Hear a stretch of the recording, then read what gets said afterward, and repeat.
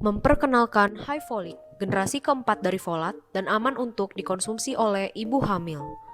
High folic mengandung 6S, 5-metil tetrahydrofolic acid, glucosamine salt.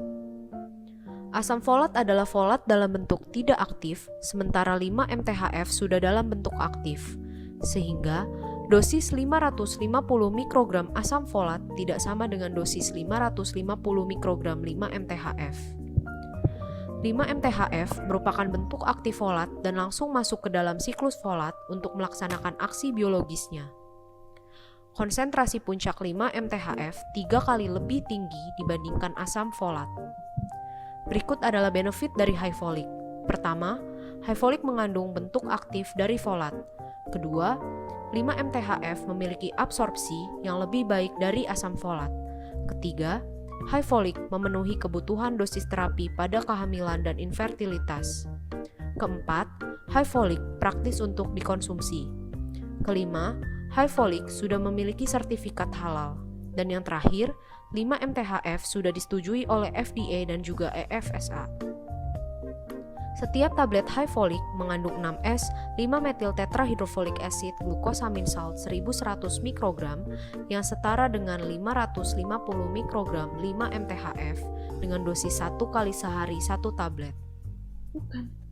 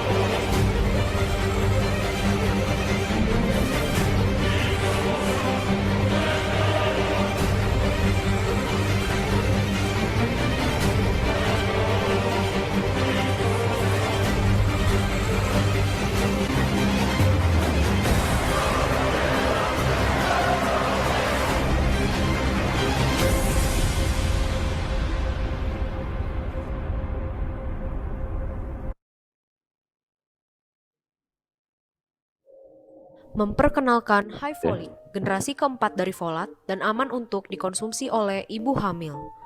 High folic mengandung 6S, 5-metil tetrahydrofolic acid, glucosamine salt. Asam folat adalah folat dalam bentuk tidak aktif, sementara 5-MTHF sudah dalam bentuk aktif. Sehingga dosis 550 mikrogram asam folat tidak sama dengan dosis 550 mikrogram 5-MTHF. 5-MTHF merupakan bentuk aktif folat dan langsung masuk ke dalam siklus folat untuk melaksanakan aksi biologisnya. Konsentrasi puncak 5-MTHF 3 kali lebih tinggi dibandingkan asam folat. Berikut adalah benefit dari high folic. Pertama, high folic mengandung bentuk aktif dari folat. Kedua, 5-MTHF memiliki absorpsi yang lebih baik dari asam folat. Ketiga, high folic memenuhi kebutuhan dosis terapi pada kehamilan dan infertilitas. Keempat, high folic praktis untuk dikonsumsi. Kelima, high folic sudah memiliki sertifikat halal. Dan yang terakhir, 5-MTHF sudah disetujui oleh FDA dan juga EFSA. Setiap tablet high folic mengandung 6S, 5-metil tetrahydrofolic acid, glucosamine salt 1100 mikrogram yang setara dengan 550 mikrogram 5-MTHF dengan dosis 1 kali sehari 1 tablet.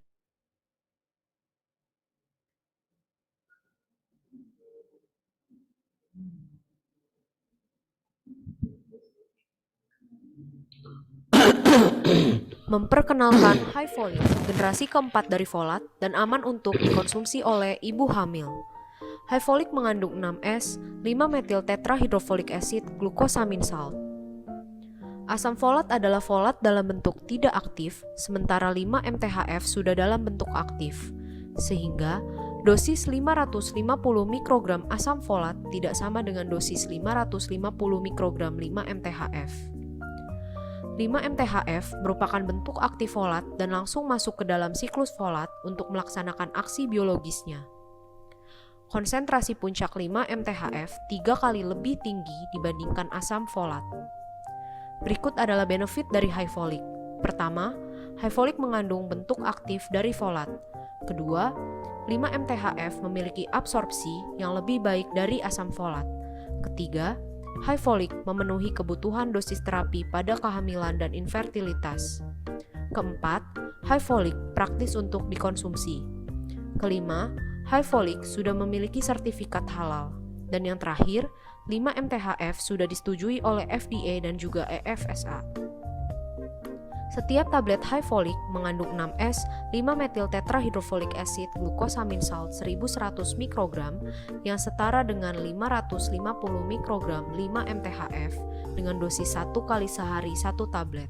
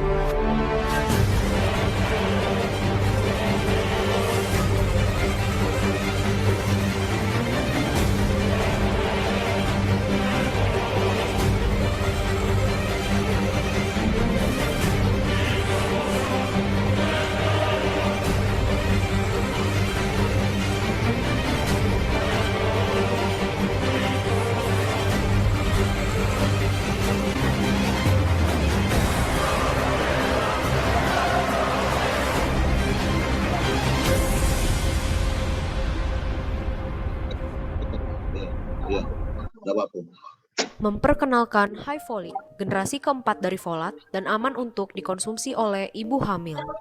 High folic mengandung 6S 5-metil tetrahydrofolic acid glucosamine salt.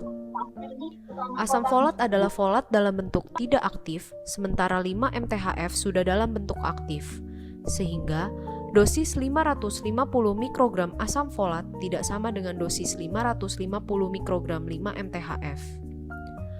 5 MTHF merupakan bentuk aktif folat dan langsung masuk ke dalam siklus folat untuk melaksanakan aksi biologisnya.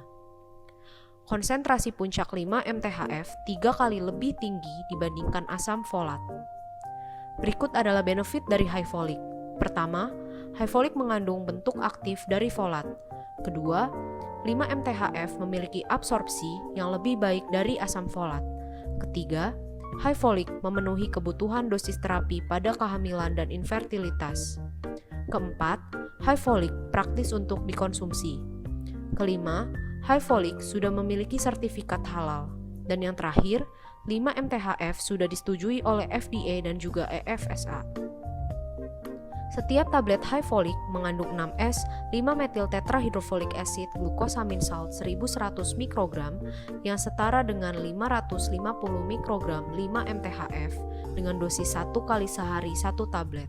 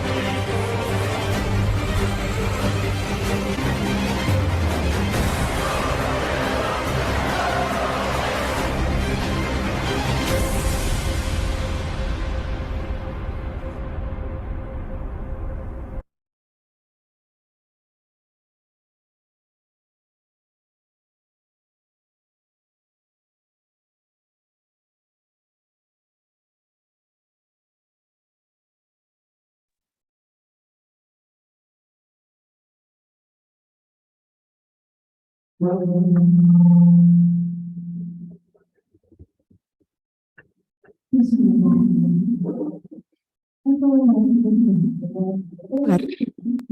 datang dalam acara webinar Activolate Dual Weapon for Fighting Infertility. Yang kami hormati, Ketua POGI Cabang Sumatera Selatan, Dr. Kemas Yusuf Effendi, Subspesialis Fertilitas, Endokrin dan Reproduksi. Yang kami hormati, Ketua HIVERI Palembang Dr. RM Aurel Cakra Alibasya, SPOG Subspesialis Fertilitas, Endokrin dan Reproduksi. Dan yang kami hormati seluruh moderator, pemateri, dan PT Simex Pharmaceutical, serta para peserta webinar pada hari ini. Perkenankanlah saya selaku pembawa acara untuk memperkenalkan diri. Saya Dr. Niki Cahyani Hashim Zoom yang akan memandu jalannya acara webinar Activolate Dual Weapon for Fighting Infertility. Alhamdulillah, puji syukur kita panjatkan kepada Allah Subhanahu wa Ta'ala yang karena berkat rahmat-Nya kita masih bisa berkumpul untuk bersama-sama menimba ilmu dari para pembicara yang luar biasa ini. Semoga kita tetap sehat selalu. Sebagai informasi, peserta pelatihan kita pada hari ini hingga saat ini berjumlah 1.400 peserta. Agar tertib acara berlangsung, panitia akan membagikan link absensi yang wajib diisi oleh peserta webinar sebagai syarat untuk mendapatkan sertifikat. Sertifikat akan dikirimkan ke email masing-masing peserta webinar yang telah didaftarkan melalui link pendaftaran webinar. Acara ini diselenggarakan oleh POGI Cabang Sumatera Selatan dan HIVERI Palembang yang bekerja sama dengan PT Simex Pharmaceutical.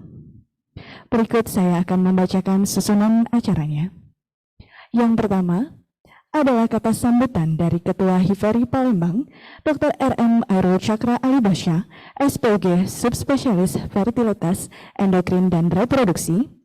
Yang kedua adalah kata sambutan dari Head Product PT Simex Pharmaceutical, Ibu Apoteker Marlin Saragih S.Pharm. Dilanjutkan dengan kata sambutan dari Ketua POGI Sumatera Selatan sekaligus membuka acara webinar pada hari ini, yaitu Dr. Kemas Yusuf Effendi, SPOG Subspesialis Fertilitas, Endokrin dan Reproduksi. Memasuki acara pertama yaitu kata sambutan dari Ketua HIVERI Palembang kepada Dr. RM Aurel Cakra Alibasya, SPOG Subspesialis Fertilitas, Endokrin dan Reproduksi. Kami persilahkan. Ya, terima kasih. Assalamualaikum warahmatullahi wabarakatuh. Waalaikumsalam warahmatullahi wabarakatuh. Selamat pagi, salam sejahtera bagi kita semua. Nah, alhamdulillah pada pagi hari ini kita semua dapat berkumpul untuk melakukan suatu webinar. Tentu saja ini sangat menarik sekali topiknya mengenai Activolate Dual Weapon for Fertility. Saya sangat berterima kasih kepada POGI cabang Kembang HIVERI dan juga PT Simex yang telah ini. Terima kasih banyak kepada bicara Dr. Kemas Yusuf Effendi, SPOG dan juga moderator Dr. Heriadi Manan, SPOG Spesialiser yang bersedia men-sharing ilmunya pada hari ini. Semoga acara dan juga tak lupa juga pada PT Simex Ibu Marilyn Saragih, terima kasih banyak atas untuk acara hari ini. Semoga acara ini bermanfaat bagi kita semua. Selamat menikmati webinar pada hari ini. Terima kasih. Assalamualaikum warahmatullahi wabarakatuh. Waalaikumsalam warahmatullahi wabarakatuh. Waalaikumsalam warahmatullahi wabarakatuh. Terima kasih kami ucapkan kepada Dr. RM Aurel Cakra Alibasya, SPOG Subspesialis Fertilitas, Endokrin dan Reproduksi atas kata sambutan yang telah disampaikan. Selanjutnya adalah kata sambutan dari Head Product PT Simex Pharmaceutical kepada Ibu Apoteker Merlin Sarige S.Farm. Kami persilahkan. Ya, terima kasih dokter semua atas kesempatannya.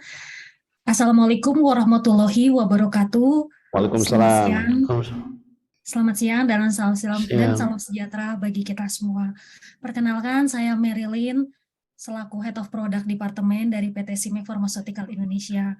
Pada pagi hari ini, saya mewakili PT Simex Pharmaceutical Indonesia mengucapkan terima kasih banyak kepada Pogi Sumsel, kepada Hiveri Palembang, kepada Dr. KMS Yusuf Effendi, SPOG Subspesialis Fair, dan juga kepada Dr. RM Airul Cakra Alibasya, SPOG Subspesialis Fair, dan juga Dr. Heriadi Manan, SPOG Subspesialis Fair Mars. Terima kasih dokter atas kesempatannya kepada PT Simex, sehingga acara kita hari ini bisa terselenggara. Dan Simex diberikan kesempatan untuk bisa mendukung acara hari ini. Seperti topik kita hari ini, Activolat, Two-Way Weapon for Fighting Infertility, kami dari PT Simex berharap high folic yang mengandung Activolat ini bisa berpartisipasi dalam terapi dokter semua untuk menangani kasus-kasus infertilitas baik kepada pasien perempuan dan juga laki-laki. Mungkin itu saja dari kami. Terima kasih. Tak lupa juga kami mengucapkan terima kasih kepada semua dokter panitia dan dokter peserta yang join pada acara webinar hari ini. Terima kasih dokter. Selamat pagi, selamat melanjutkan aktivitas webinar hari ini. Baik, terima kasih kepada Ibu Apoteker Merlin Sarige S.Farm atas kata sambutan. Yang selanjutnya adalah sambutan dari Ketua Pogi Sumatera Selatan sekaligus membuka acara webinar kita pada hari ini. Kepada Dr. Kemas Yusuf Effendi, SPOG Subspesialis Fertilitas, Endokrin, dan Reproduksi, kami persilakan. Terima kasih Dr. Niki. Bismillahirrahmanirrahim. Assalamualaikum warahmatullahi wabarakatuh. Alhamdulillahirrahmanirrahim. Wassalatu wassalamu ala asrofil anbiya'i wal mursalin wa ala alihi washabihi ajmain. Yang kami hormati jajaran pengurus beserta anggota Pogi Cabang Sumatera Selatan. Yang kami hormati Ketua Hiveri Cabang Palembang, yaitu Dr. RM Airul Cakra, SPOG Subspesialis Per DMAS, beserta anggota Hiveri Palembang.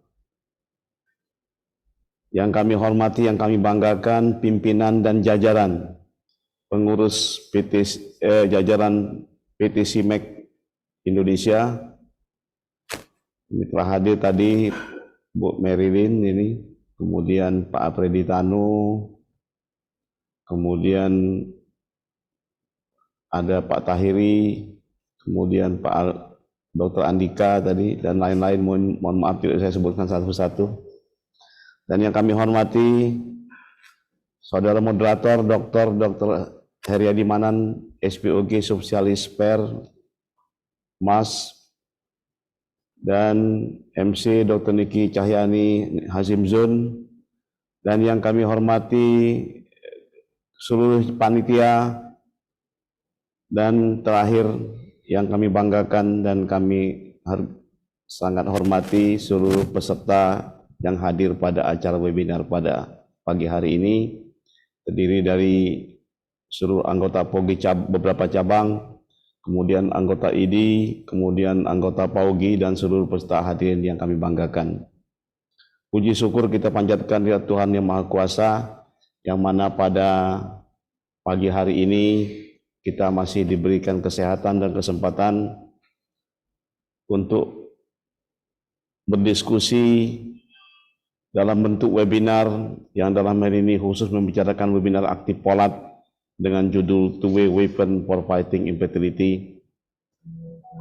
Oleh karena itu, izinkan kami dari seluruh pengurus Pogi Cabang Sumatera Selatan beserta anggotanya mengucapkan terima kasih yang setinggi-tingginya kepada Ketua HIPERI Cabang Palembang, Dr. Cakra, dan juga terima kasih dan penghargaan setinggi-tingginya kepada PT SIMEK beserta jajarannya, dan juga seluruh panitia yang telah menyiapkan ini beberapa hari ini, dan juga seluruh peserta yang telah meluangkan waktunya untuk hadir berdiskusi dalam rangka webinar ActivePolat ini.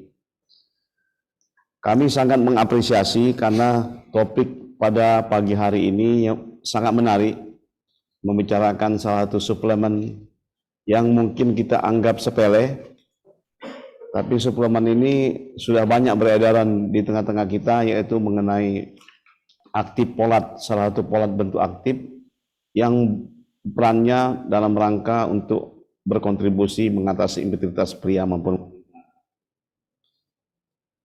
Harapan kami mudah-mudahan webinar ini berlangsung sukses, diskusinya hangat, dan juga akan oleh seluruh peserta webinar pada pagi hari ini, dan yang paling penting bisa diimplementasikan, diresepkan mungkin dalam mengatasi kasus-kasus infertilitas khususnya maupun kebutuhan defisiensi pada asam folat.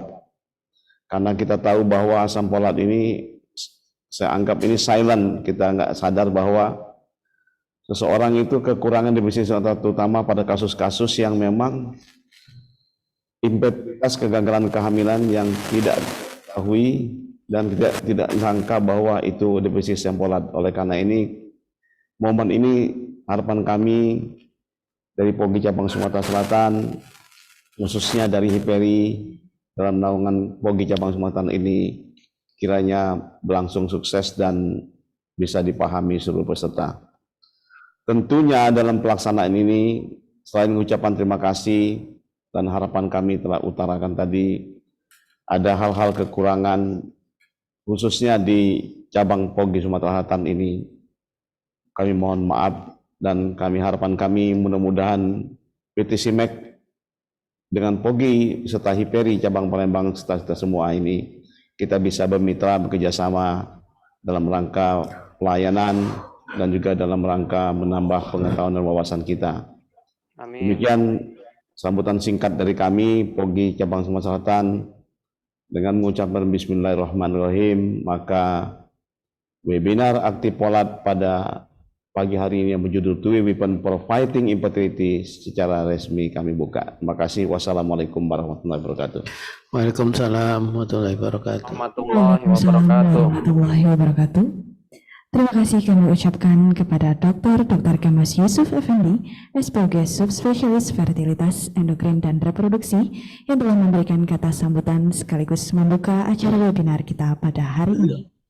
MC ini moderator. Hari di mana?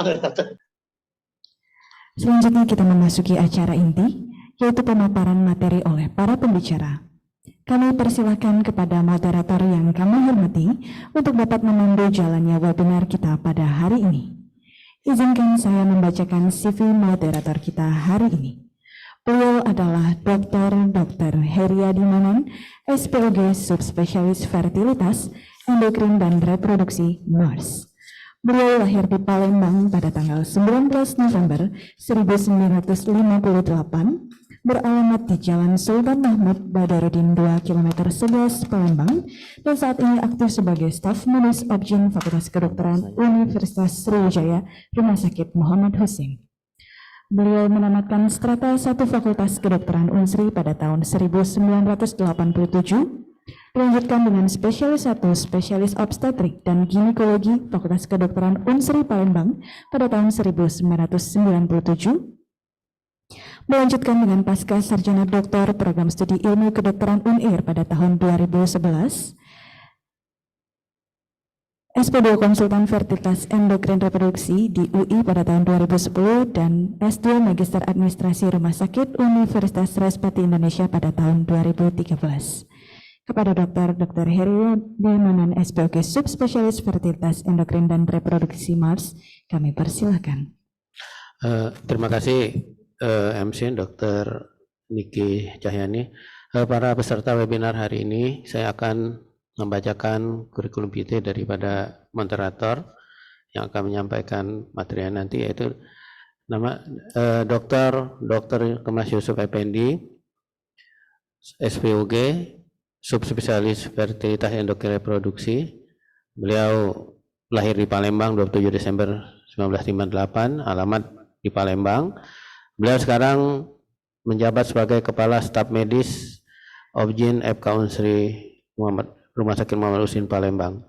Riwayat pendidikan, beliau S1 di FK Unsri pada tahun 1986, kemudian SP1 Obgyn di FK Unsri juga pada tahun 1998, dilanjutkan dengan konsultan fertilitas endokrin reproduksi di FKUI 2006, kemudian pasca sarjana doktor program studi di ilmu kedokteran Universitas Airlangga tahun 2011. Jadi judul webinar hari ini ada mengenai active asam folat dengan weapon for fitting infertility. Dengan demikian saya persilakan untuk moderator untuk menyampaikan materinya. Terima kasih.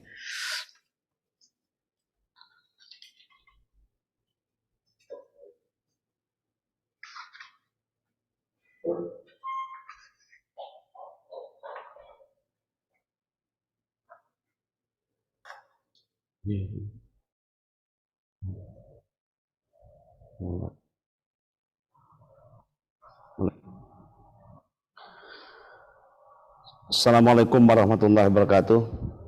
Waalaikumsalam. Selamat pagi, salam sejahtera bagi kita semua. Pertama-tama saya ucapkan terima kasih kepada saudara moderator dan juga terima kasih kepada PT SIMEK dan VPRI yang telah berkenan mengizinkan saya sebagai pembawa materi yang berjudul mengenai aktif folat dengan moto to weapon for fighting infertility.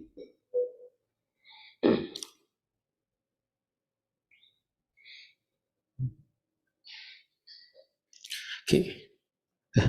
Kok masuk?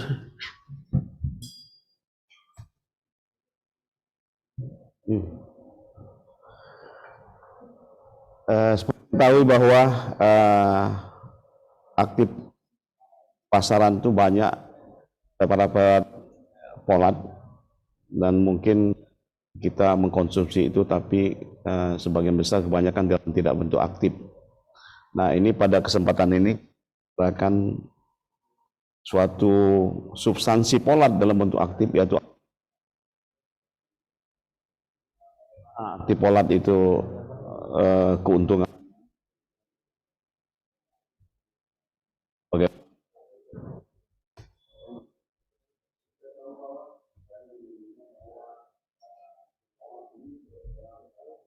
infertilitas, berperan dalam hal menyokong terjadinya keberhasilan suatu kehamilan.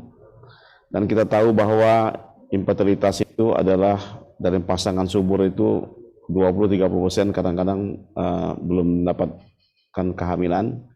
Bahkan kalau hamil terjadi kegagalan, insidennya bahkan 15-17%. Sebab infertilitasnya bisa karena faktor wanita dan faktor pria. Dan ini bermacam-macam penyebabnya. Di antara penyebabnya karena memang ketidakmampuan kita mengkonsumsi asam folat yang mencukupi di tubuh kita. Nah, sebelum kita masuk ke diskusi, kita tahu dulu bahwa sebetulnya folat itu, kita nggak tahu selama ini bahwa folat itu termasuk vitamin B, yaitu B9 ya. Nah, ini nutrisi esensial yang mengandung 3 struktur utama kimia, yaitu asam aminobenzoat, poliglutamat, hidroksipretidin. Nah, di mana folat ini dibuat? Folat ini sebenarnya membuat sendiri. Ya, perlu kita, oleh karena tidak bisa tubuh kita membuat sendiri, itu hanya bisa memetabolismenya saja. Oleh karena itu kita butuh asupan dari luar folat itu. Asupan luar itu bisa dari tumbuh-tumbuhan, bahkan bisa dari yang kita makan makanan sehari atau bisa dalam bentuk vitamin ataupun suplemen. Nah, biosintesis 20 molekul folat ini hanya dapat dilakukan di tumbuhan, jamur, bakteri melalui enzim sintase dan hidrolase. Jadi artinya bahwa sintesis ini di metabolisme. Nah, folat membutuhkan dua proses utama dan proses aktivasi. Jadi folat, asam folat yang kita makan itu tetap aja dibutuhkan untuk aktif, biosintesis aktif. Jadi artinya tidak langsung yang kita makan itu folat itu. Intinya enzim untuk mengaktif folat.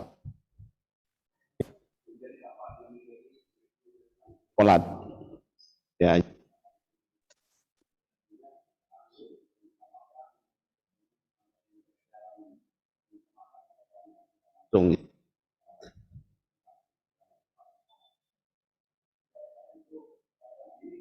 Mengenai aktif yang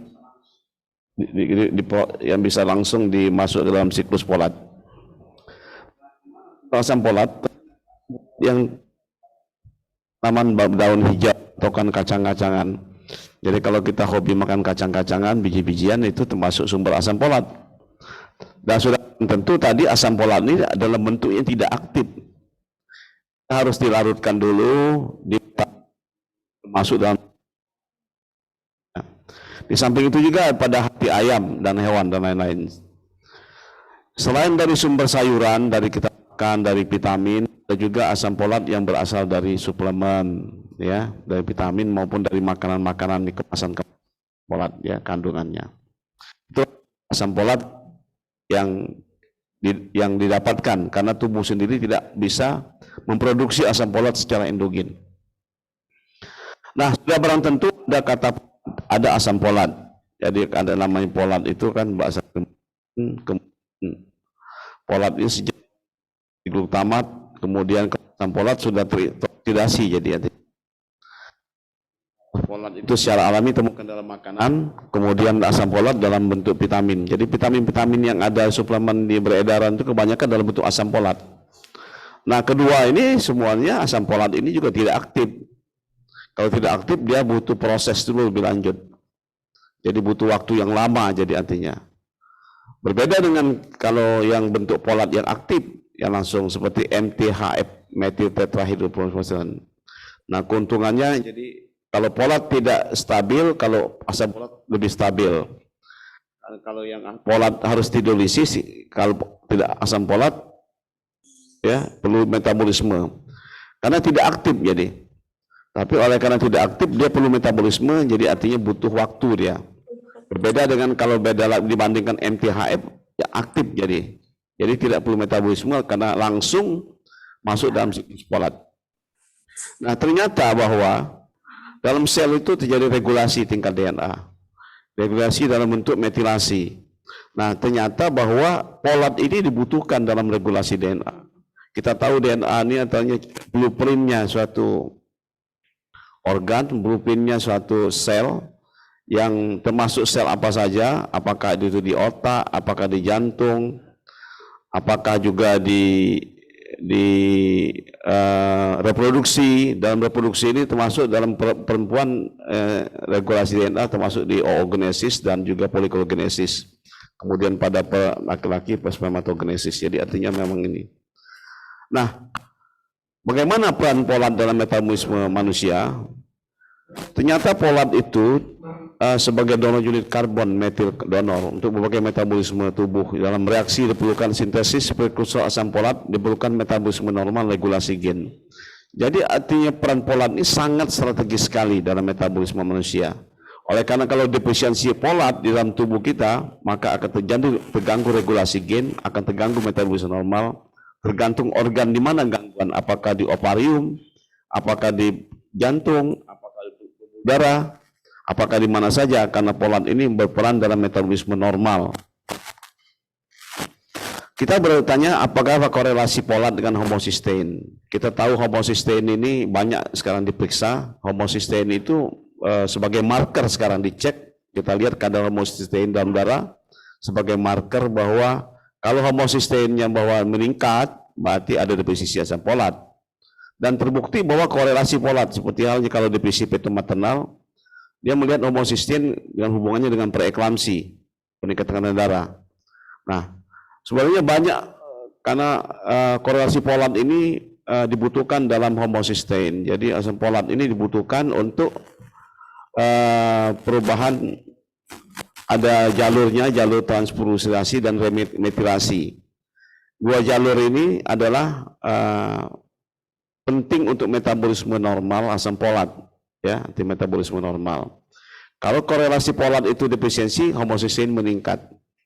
Jadi kalau folat tercukupi, homocysteine-nya normal.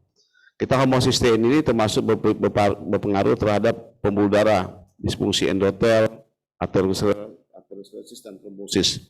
Kita bayangkan kalau ada gangguan suplai aliran darah di otak, di jantung, kemudian juga gangguan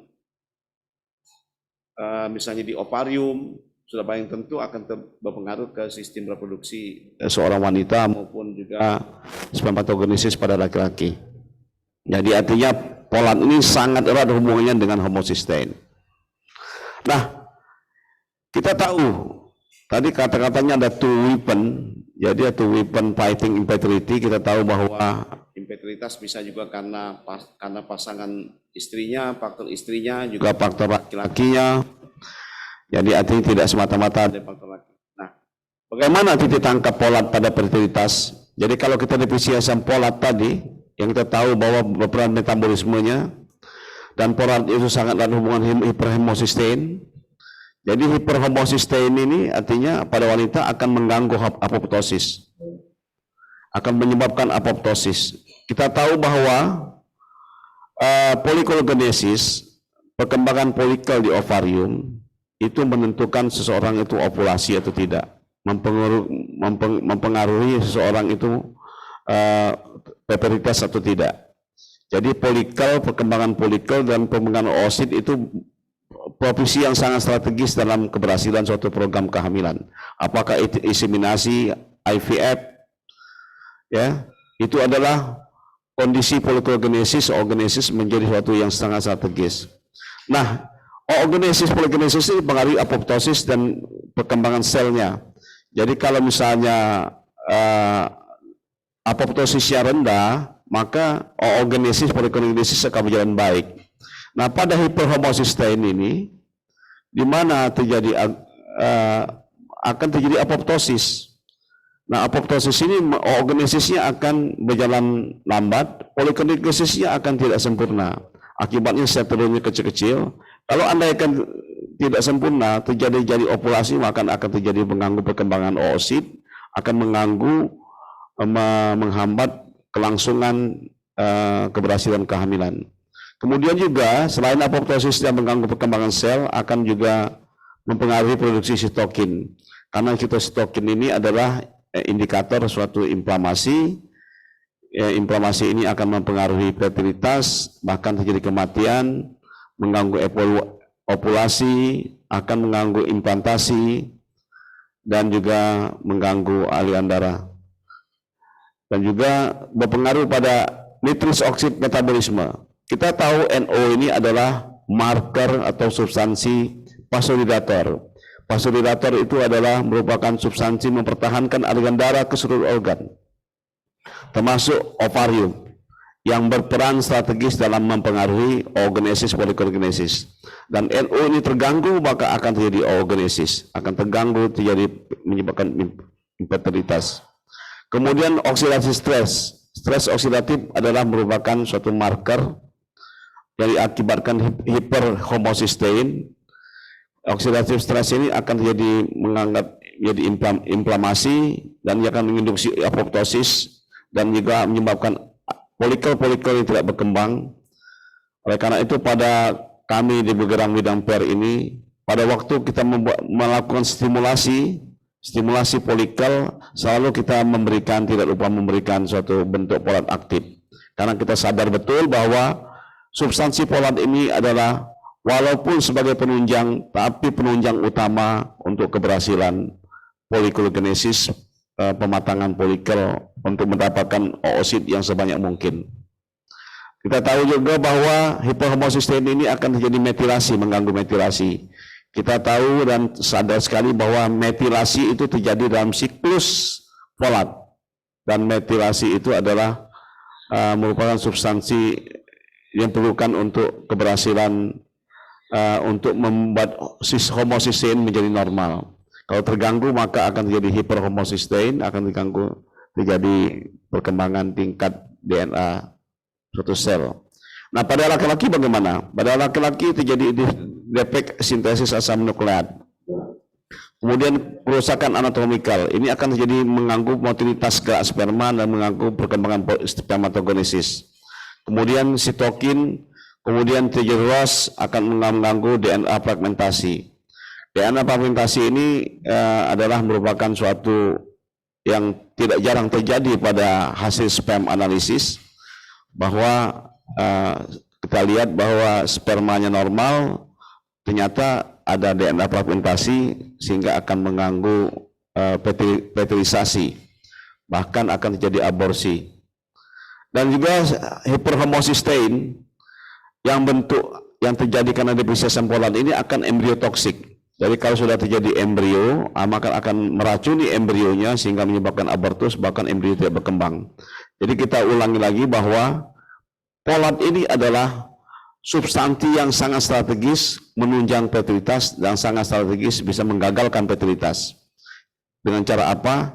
Dengan kalau folat ini akan defisiensi, melalui metabolisme akan terjadi peningkatan homocysteine. Homocysteine meningkat ini akan mengganggu suplai aliran darah dan mengganggu apoptosis, sitokin dan lain sebagainya baik laki-laki maupun pada wanita.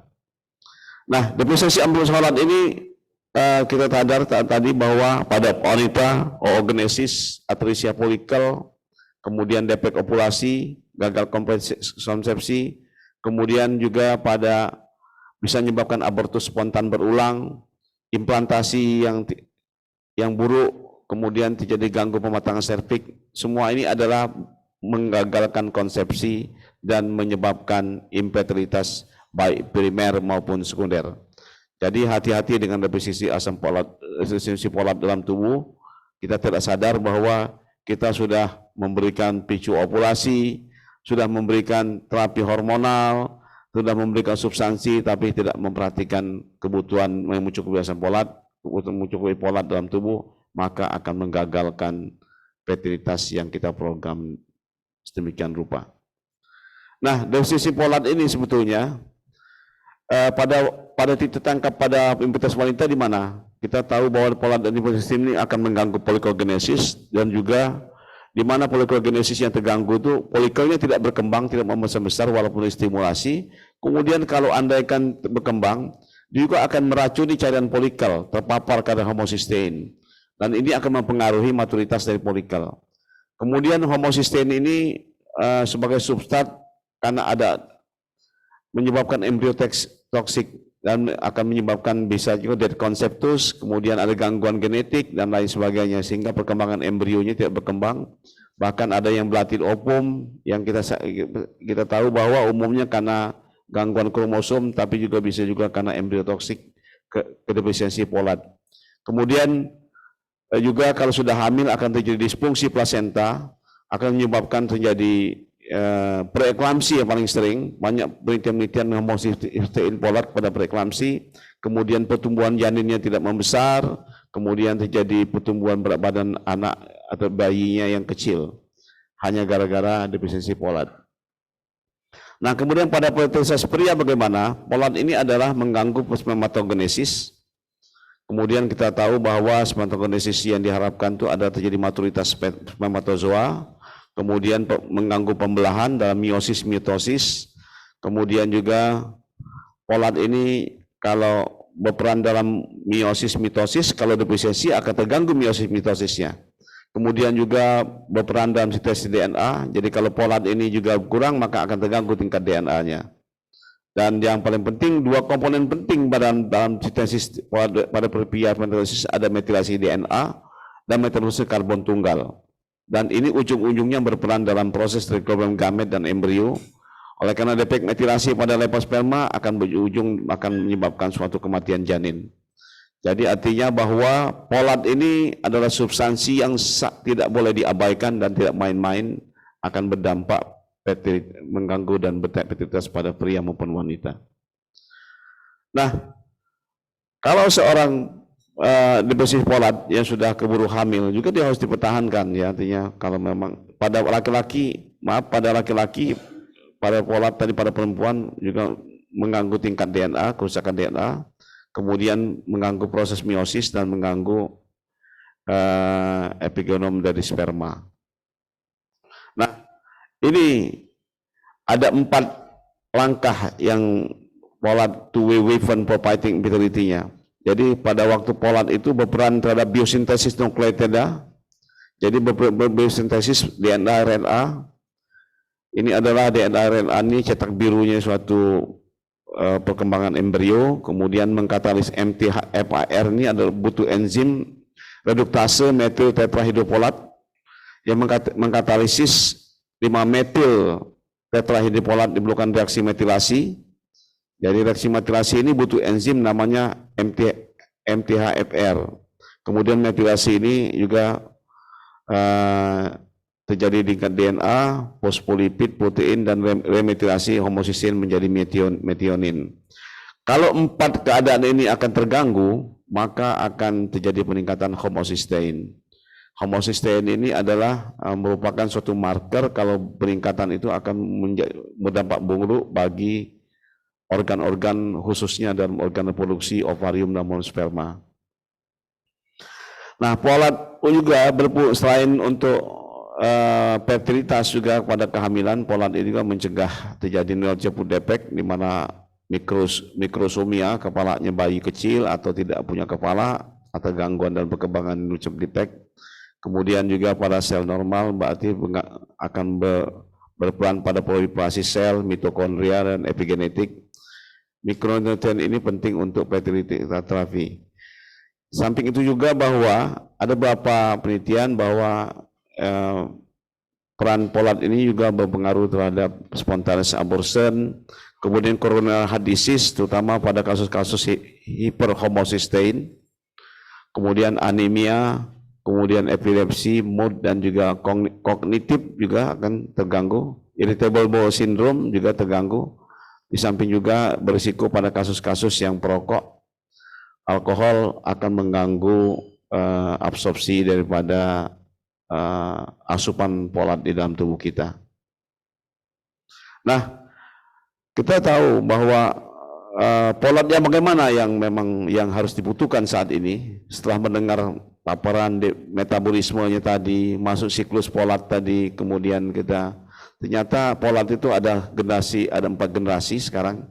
Generasi polat yang diambil dari makanan, kemudian ada generasi asam polat yang sering pada suplemen. Yang vitamin sekarang ini banyak generasi kedua, yang generasi asam polat, bahkan generasi ketiga ada kemudian ada generasi polat 6S5 metil, ada generasi keempat generasi polat 6S5 metil daripada glukosamin. Yang namanya generasi yang kita pakai sekarang ada generasi keempat, quadripolik. Generasi keempat ini adalah ditambah glukosamin. Glukosamin ini zat yang menyebabkan melarutkan. Jadi asam polat itu sedemikian cepat melarutkan. Generasi keempat inilah bahwa bioavailabilitasnya tinggi. Artinya kadarnya akan tercapai peak levelnya 3 kali lipat dibandingkan generasi-generasi sebelumnya. Nah, generasi polat ini artinya yang sekarang dipakai dalam bentuk aktif adalah generasi keempat. Bentuk aktif. Karena bentuk aktif ini artinya tidak di metabolisme lagi, langsung masuk siklus polat. Ini yang diartikan. Nah, siklus biokimia polat, jadi setiap polat yang kita konsumsi itu harus masuk siklus polat, biokimia polat. Karena polat dalam bentuk tidak aktif perlu dikompresi menjadi bentuk aktif, ya. Kalau polat, ya, jadi dia masuk ke metabolisme bentuk aktif. Jadi kalau ada preparat, ya, kebetulan CIMEC juga memproduksi preparat yang langsung aktif 5 MTHF, jadi tidak perlu diaktifkan lagi, dikonversikan lagi. Jadi artinya kita tahu bahwa kalau dia tidak aktif perlu butuh enzim-enzim. Nah, bahayanya kalau kita ada defisiensi enzim, maka tidak mencukupi. Jadi artinya jangan menjamin bahwa kalau kita makan asam folat, kalau ada gangguan di tingkat enzim, polimerisasi enzimnya, maka kita merasa sudah makan, tapi kadar darah folat kita tidak mencukupi. Sehingga terjadi masih hiperhomocysteine. Dan ini kita makan tapi tidak mencukupi. Nah, kalau kita makan bentuk aktif, yang sudah aktif, MTHF, menjamin kecukupan kebutuhan dosis yang diperlukan oleh tubuh MTHF ini. Jadi artinya. Nah, ini adalah ada asam folat yang sudah di metabolisme, ada yang tidak. Asam folat yang tidak aktif dapat menimbulkan peningkatan yang tidak aktif, artinya yang aktif, yang tidak aktif ini lama-lama yang tidak bisa metabolisme akan meningkat. Nah, apakah meningkat ini aman? Ternyata peningkatan unmetabolized folic acid ini, asam folat yang tidak meningkat ini akan bersifat sitotoksik dan bahkan akan menjadi sel merubah menjadi sel malignan. Bahkan akan dikatakan mengalami penurunan fungsi kognitif. Jadi fungsi kognitif yang cepat menurun ini ternyata defisiensi asam folat yang cukup lama. Bahkan ada beberapa studi meningkatkan risiko kejadian kanker kolorektal berulang. Jadi artinya bahwa metil 5-MTHF metil hidrofolat aktif bentuk ini melalui siklus folat. Jadi artinya kalau kita makan asam folat, rangkaian banyak butuh enzim-enzim. Tapi kalau kita makan yang preparat cari yang 5-metil tetrahidrofolat yang sudah ada bentuk aktif, kita tidak melalui suatu siklus folat lagi, melalui metabolisme yang rangkaian panjang, tapi langsung diabsorpsi, akan mencapai peak level diharapkan dan makan lebih terjamin kebutuhan dosis yang dipenuhi. Ini ada 5-MTHF, 5-metil tetrahidrofolat. Adalah generasi keempat, generasi yang terakhir, bentuk folat yang paling aktif secara biologis. Dibuktikan dengan penyapaian peak level. Folat, kalau sementara folat atau asam folat yang dalam bentuk yang ini generasi pertama, generasi kedua itu metabolismenya panjang sehingga butuh penyerapan dalam tubuh, perlu di metabolisme dulu, kadang-kadang bisa nyampe, kadang tidak. Artinya sudah barang tentu akan mengalami defisiensi folat, akan meningkatkan terjadi hiperhomocysteine. Jadi oleh karena itu, kalau kita mencari kebutuhan asam folat, kita cari yang sudah bentuk yang sudah bentuk aktif, yang tidak perlu di metabolisme rangkaian panjang dan tidak butuh enzim yang untuk memetabolismenya. Nah, perbandingan asam folat, jadi kita bandingkan di mana dengan asam folat.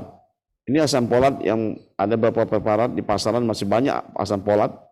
Dia tidak aktif kalau folat 5-MTHF generasi keempat ini untuk aktif. Oleh karena aktif ini gampang diabsorpsi dia. Jadi artinya gampang mencapai dosis yang diharapkan. Kemudian asam folat ada yang bentuk, kalau asam folat akan memungkinkan terjadinya tidak bisa metabolisme. Tidak metabolisme ini dalam jangka panjang akan bahaya dan berdampak kerugian bakal menjadi malignansi. Sementara kalau bentuk aktif tidak membentuk, menjamin tidak terjadi UMFA, unmetabolized folic acid, lebih aman. Kemudian kalau asam folic acid ini dapat menutupi defisiensi B12, terjadi masking dia. Jadi masking itu kita makan asam folat terasa cukup, tapi ternyata masih kurang. Karena bioavailabilitasnya rendah dibandingkan dengan ini. Kalau ini tidak menutupi defisiensi B12, kita tahu bahwa B6, B12, asam folat merupakan kofaktor untuk terjadi perubahan menjadi metionin, menjadi metionin dan metil tetrahidrofolat. Nah, pembandingkan asam folat ini dia butuh enzim karena untuk metabolismenya menjadi aktif. Bantuan ini. Yang celakanya kalau enzim ini terjadi polimerase, polimerisasi artinya gangguan, maka akan tidak menjadi aktif. Jadi kalau sudah sementara 6S5-metilglukosamin MTHF ini merupakan bentuk aktif yang tidak butuh enzim. Oleh karena tidak butuh enzim, tidak butuh di metabolisme, cepat langsung masuk, cepat langsung dosisnya akan dicapai peak level, maka cepat untuk mencegah jadi gangguan-gangguan yang tidak diharapkan. Nah, jadi karena itu bahwa efek dalam hal yang paling bahaya kita bisa kita tahu bahwa hiperhomocysteine. Nah, kalau orang yang makan yang kita menggunakan 5-metil tetrahydrofolat ini, kita lebih menjamin untuk terhindar dari kondisi hiperhomocysteine dalam darah. Karena hiperhomocysteine ini kita tahu jangka panjang bersifat aterosklerosis karena bersifat mengganggu disfungsi endotel. Yang kedua akan meningkatkan trombosis. Yang ketiga, hiperhomocysteine akan memacu inflamasi. Dan kondisi-kondisi itu secara sistemik akan mempengaruhi organ, termasuk organ reproduksi dalam hal ini oogenesis, polikogenesis, dan spermatogenesis. Ini keuntungannya kalau kita menggunakan bahwa 5-MTHF ini, maka akan terhindar, bahkan meningkatkan oogenesis, polikogenesis, bukan terhindar dari hiperhomocysteine, memperbaiki reaksi metilasi, ujung-ujungnya menjadi opum kualitas baik. Kita tahu bahwa kegagalan fertilitas itu ada dua. Pertama kegagalan karena sperma, juga kegagalan karena opum. Jadi kalau dengan makan 5-MTHF pada program kehamilan, istri kita wajib makan 5-MTHF, preparat folat yang aktif, laki-lakinya juga kita harus berikan 5-MTHF dalam bentuk yang aktif ini. Jadi jangan diberikan satu saja, tapi dua-duanya diberikan. Kita tahu bahwa 5-MTHF ini memperbaiki fragmentasi DNA. Kita tahu bahwa orang hiperhomocysteine tadi akan terjadi fragmentasi DNA. Kenapa hiperfragmentasi DNA? Karena folat itu berperan terhadap biosintesis DNA, bahkan metabolisme karbon 1. Nah, ini terakhir kita evidence base. Kita bawa evidence base orang yang menggunakan beberapa vitamin juga akan memperbaiki tingkat ovulasi dan fertilitasnya, terutama vitamin suplemen-suplemen yang mengandung folat. Kemudian pada prakonsepsi folic acid treatmentnya ya mempengaruhi lingkungan kematangan folikel oogenesis ya.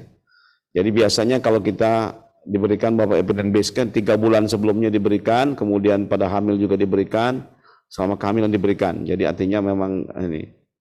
Nah, pada pemberian 5-metil tetrahydrofolat yang bentuk aktif ini memperbaiki pregnancy rate, memperbaiki kelangsungan kehamilan, terutama dalam bidang assisted reproductive technology pada bayi tabung. Jadi artinya bahwa berapa dosisnya 400 mikrogram 5-metil, 5 mikrogram vitamin B12 dan vitamin asam folat. Kita tahu bahwa folat B12 ini adalah merupakan kofaktor untuk metabolisme metionin menjadi homocysteine. Nah, bagaimana Pak status folat pada sperma pada laki-laki? Ternyata bahwa hasil systematic review menunjukkan bahwa status folat paternal di manusia memiliki kualitas sperma luar yang baik. Jadi kalau laki-laki yang mempunyai status folat, artinya kadar folatnya di dalam darah cukup, maka akan menjamin kualitas sperma dan luaran kehamilan yang baik. Baik pada pertumbuhan program kehamilan, baik dalam pertumbuhan fetal, baik dalam proses implantasi, baik dalam mencegah kejadian-kejadian cacat atau malformasi kongenital.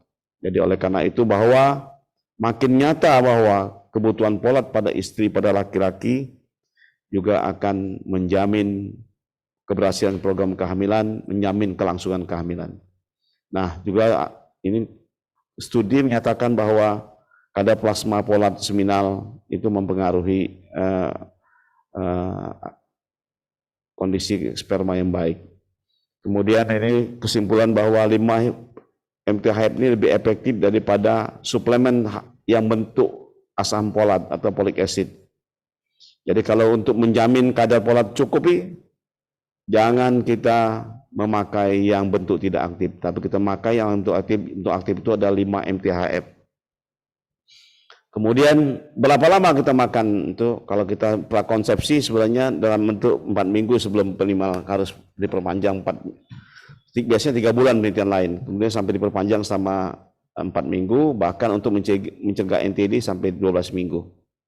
Nah, ini perbandingan adalah asam folat pada wanita yang diberikan asam folat dengan 5. Ini tadi katakan bahwa grafik biru itu menyatakan 5-MTHF Itu menunjukkan langsung peak levelnya cepat.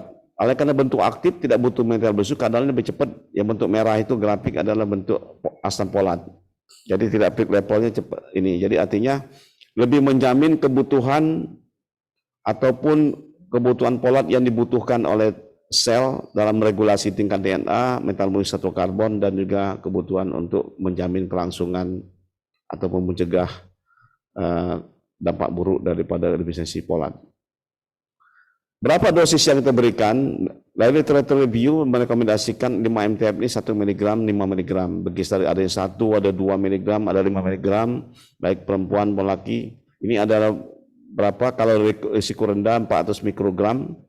Kalau risiko tinggi level A, level B, level C bisa sampai 400 mg. Risiko tinggi itu misalnya ada riwayat makrosomia pada kehamilan sebelumnya, mikrosomia, anencefali, mikroencefali atau anencefali.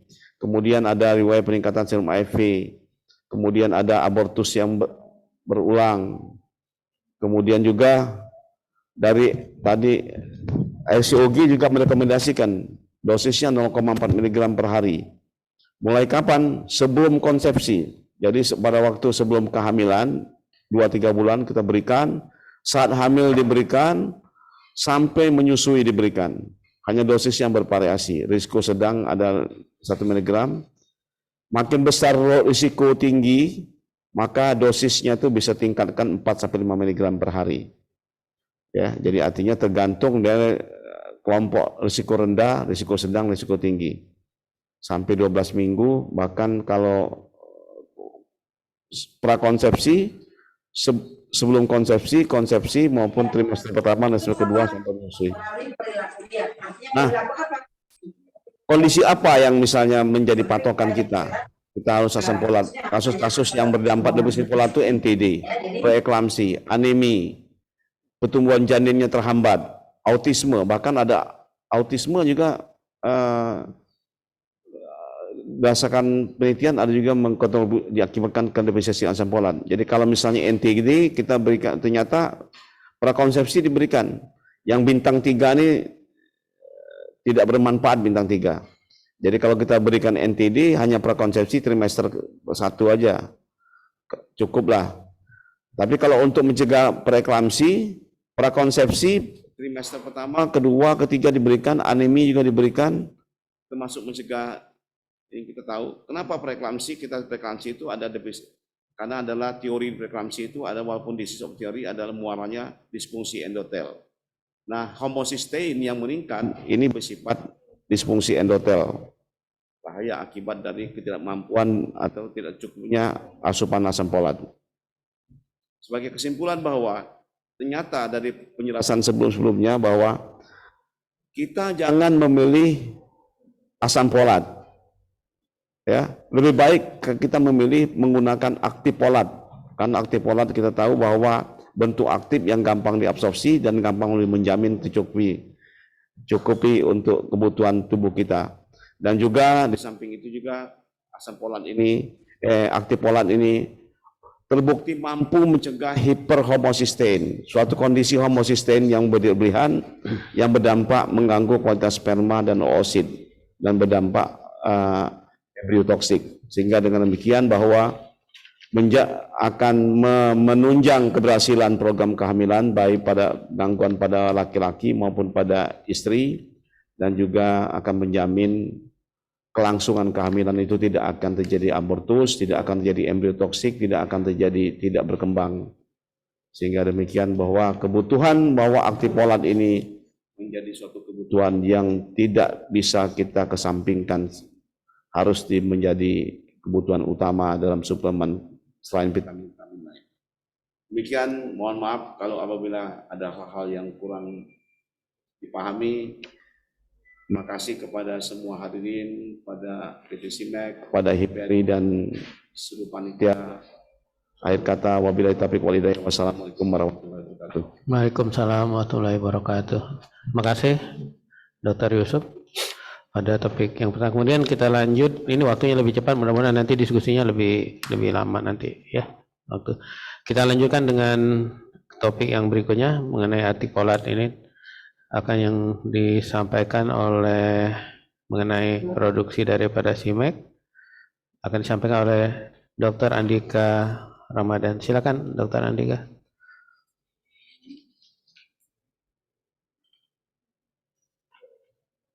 Baik, terima kasih dok.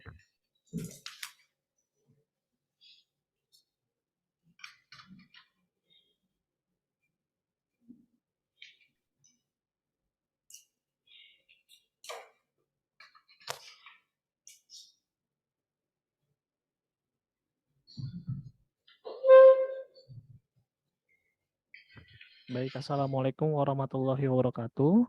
Waalaikumsalam warahmatullahi wabarakatuh. Selamat pagi. Sebelumnya yang terhormat Dr. KMS Yusuf Effendi, SPOG Spesialis Fair, Dr. Airul Cakra Albi Basya, Spesialis Obstetrik Ginekologi Spesialis Fair, dan juga Dr. Heriadi Mana, Spesialis Obstetrik Ginekologi Spesialis Fair. Sebelumnya saya ucapkan terima kasih atas kesempatan dari PT SIMEX untuk bisa mempresentasikan dan ikut berpartisipasi dalam kegiatan webinar Active Folate kali ini. Mungkin untuk mempersingkat waktu, izinkan saya untuk memulai presentasinya. Mungkin ini sudah sempat dijabarkan oleh Dr. Yusuf terkait dengan folate ya. Mungkin saya sedikit review lagi aja. Kalau folate itu adalah suatu vitamin B9 yang merupakan nutrisi esensial yang terdiri atas 3 gugus utama. Ada aminohidroksipyridin, aminobenzoic acid, dan juga poliglutamat. Nah, folate ini biosintesisnya di manusia tidak ada sintesis folate karena biosintesis de novo itu cuma bisa dilakukan pada makhluk yang memiliki enzim dihidrofolate dan juga dihidroperorate sintase. Dan di manusia tidak memiliki enzim ini sehingga suplementasi dan asupan folat di manusia itu murni didapatkan dari eksternal atau makanan. Dan juga ketika sudah diasup dalam tubuh kita, dia harus mengadakan proses bioaktivasi untuk mengkonversi bentuk asam folat menjadi bentuk folat aktif dalam bentuk MTHF atau methyl tetrahydrofolate acid. Nah, ini adalah garis dari metabolismenya di mana folic acid ketika sudah diabsorpsi, dia akan dikonversi menjadi DHF, lalu akan dikonversi lagi menjadi THF, lalu baru nanti akan terakhir menjadi 5-MTHF. Jadi setidaknya membutuhkan 2-3 langkah untuk menjadi 5-MTHF. Nah, variasi seperti inilah yang menyebabkan gangguan bioavailabilitas pada folic acid. Nah, selain itu juga dalam proses konversinya dari mulai folic acid menjadi 5-MTHF itu kecepatannya sangat lambat. Jadi kalau dilihat di manusia sendiri itu hanya 0,02 dan di tikus itu 0,6. Nah, hal ini menyebabkan folic acid yang tadinya itu harus dikonversi menjadi 5-MTHF jadi lambat konversinya dan juga menimbulkan unmetabolized folic acid atau kondisi-kondisi di mana folic acid tidak bisa digunakan dalam tubuh kita dan dia berada dalam darah dalam bentuk unmetabolized folic acid. Nah, jadi kalau sebelumnya bahwa sudah ada 4 generasi, dari mulai generasi 1, generasi 2, generasi 3, dan juga generasi 4. Nah, generasi 4 ini yang paling terbaru yaitu 5-MTHF dengan glucosamine salt. Nah, kalau yang ketiga 5-MTHF tapi dengan kalsium salt. Yang generasi 2 itu folic acid dan generasi pertama itu berupa nutrisi dari makanan. Nah, ini mungkin yang sudah sempat dijelaskan oleh Dr. Yusuf bahwa generasi 1 itu didapatkan dari makanan, generasi 2 itu bentuk sintetik. Jadi pertama kali generasi 2 itu ditemukan di tahun 1940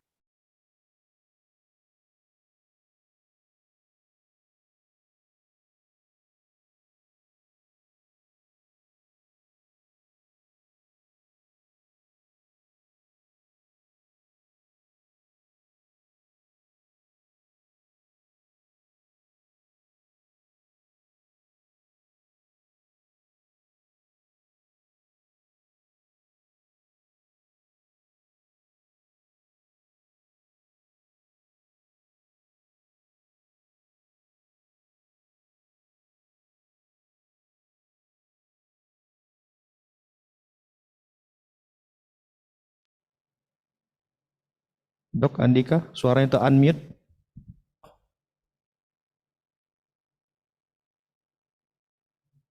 Oh iya. Oh mohon maaf dok. Berarti tadi nggak kedengeran ya dok ya? Coba saya ulangin lagi.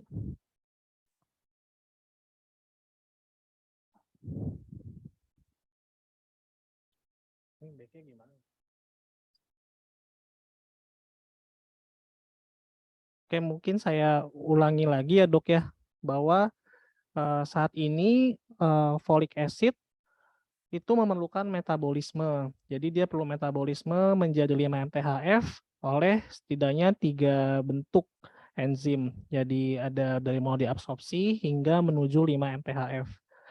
Nah, kondisi ini tentunya akan mempengaruhi bioavailabilitas. Jadi folic acid menuju 5 MTHF itu perlu dimetabolisme oleh dihidrofolat reduktase dan juga metil tetahidrofolat reduktase.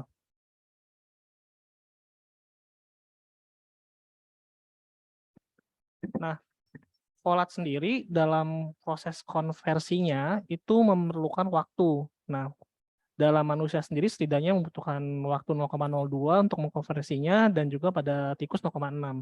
Nah, kondisi inilah yang menyebabkan timbulnya serum unmetabolized folic acid di dalam darah. Nah, generasi folat sendiri sudah ditemukan ada 4. Jadi ada generasi 1, generasi 2, generasi 3, dan juga generasi 4. Di mana generasi 4 ini adalah generasi terbaru dengan bentuk 5 MTHF yang dikorporasikan dengan glucosamine salt. Nah, sekarang ini adalah perbandingan bahwa generasi folat yang pertama dan juga generasi folat yang kedua. Jadi kalau yang pertama itu suatu bentuk natural compound dan dia memerlukan proses hidrolisis. Nah, bioavailabilitasnya itu juga sangat rendah, sekitar 25%. Sedangkan kalau misalnya folic acid itu bentuk sintetik dan dia pertama kalinya ditemukan tahun 1945, sifatnya itu tidak aktif dan karena memang jumlahnya sudah cukup banyak, jadi beberapa sudah melakukan fortifikasi terhadap makanan. Nah, kalau folic acid dan 5 MTHF perbandingannya adalah bentuk aktivasinya. Kalau folic acid itu dia tidak aktif sehingga dia perlu dimetabolisme oleh tadi dua enzim tadi, dua enzim tadi DHFR dan juga 5 MTHFR untuk masuk ke dalam siklus folat. Nah, tadi karena dia memerlukan proses bioaktivasi, ketika dia tidak mencapai proses bioaktivasi tersebut, dia akan mengalami unmetabolized folic acid, di mana kondisi di mana asam folat itu tidak termetabolisme dan tidak memberikan efek klinis pada manusia. Sedangkan kalau 5 MTHF itu bentuknya sudah dalam bentuk aktif dan dia tidak perlu dimetabolisme lagi. Jadi ketika kita mengkonsumsi 5 MTHF itu dia langsung masuk dan juga langsung digunakan dalam siklus folat. Nah, ini adalah high folic. Jadi high folic itu adalah bentuk sediaan 5 MTHF glucosamine salt yang saat ini sudah tersedia di Indonesia. Jadi kalau dilihat di sini adalah grafik bioavailabilitas dari 5 MTHF dalam high folic.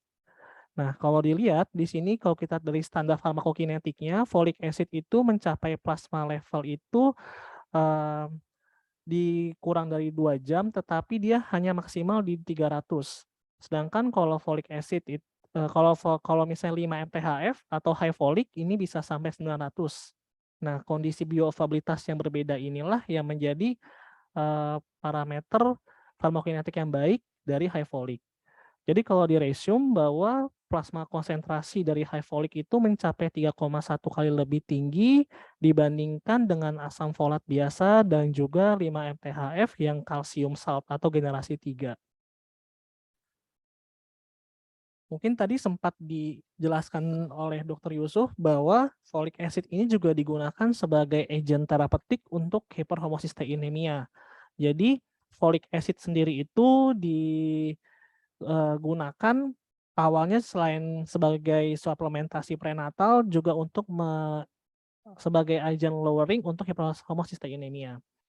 Nah, berdasarkan hasil penelitian terbaru menunjukkan bahwa 5 MTHF dengan dosis 400 mikrogram itu dapat melakukan hiperhomosistein lebih rendah dibandingkan dengan 5 mg asam folat. Sehingga efektivitas klinisnya yang ditimbulkan itu jauh lebih tinggi 5 MTHF dibandingkan dengan asam folat. Nah, jadi kalau saya resume bahwa benefit dari 5-MTHF glucosamine salt atau high folic sendiri ini, pertama dia sudah dalam bentuk biologi aktif sehingga tidak memerlukan metabolisme dalam tubuh. Yang kedua, dia tidak memerlukan proses biotransformasi lagi dan dia tidak bergantung bioavailabilitasnya oleh enzim MTHFR. Yang ketiga, dia itu memiliki bioavailabilitas yang tinggi dibandingkan dengan asam folat, serta karena sudah dalam bentuk 5-MTHF, dia tidak menimbulkan potensi adanya UMFA atau unmetabolized folic acid di dalam darah. Nah, lalu yang terakhir adalah dia ini salah satu bentuk folat yang dapat tembus sawar darah otak. Dan saat ini sudah di-approve oleh FDA dan juga EFSA. Nah, jadi 5-MTHF dalam ini memiliki beberapa potensi. Yang pertama itu sebagai suplementasi prekonsepsi, kehamilan, dan juga laktasi. Nah, benefit dari 5-MTHF ini atau folat generasi 4 bisa didapatkan dari high folic. Nah, high folic sendiri saat ini tersedia dalam bentuk dosis 1,1 mg atau 1100 mikrogram. Ukurannya kecil dengan diameter 0,8 cm sehingga mudah dikonsumsi, sehingga pasien akan mudah mengkonsumsi, sehingga compliance dari pasien juga akan meningkat. Selain itu juga tidak menimbulkan bau, serta dia memiliki sertifikasi halal. Nah, ini adalah komposisi dari 5-methyl tetrahydrofolic acid dengan dosis rekomendasinya 1 kali sehari 1 tablet salut selaput. Oke. Sekian dari saya, Dok. Wassalamualaikum warahmatullahi wabarakatuh.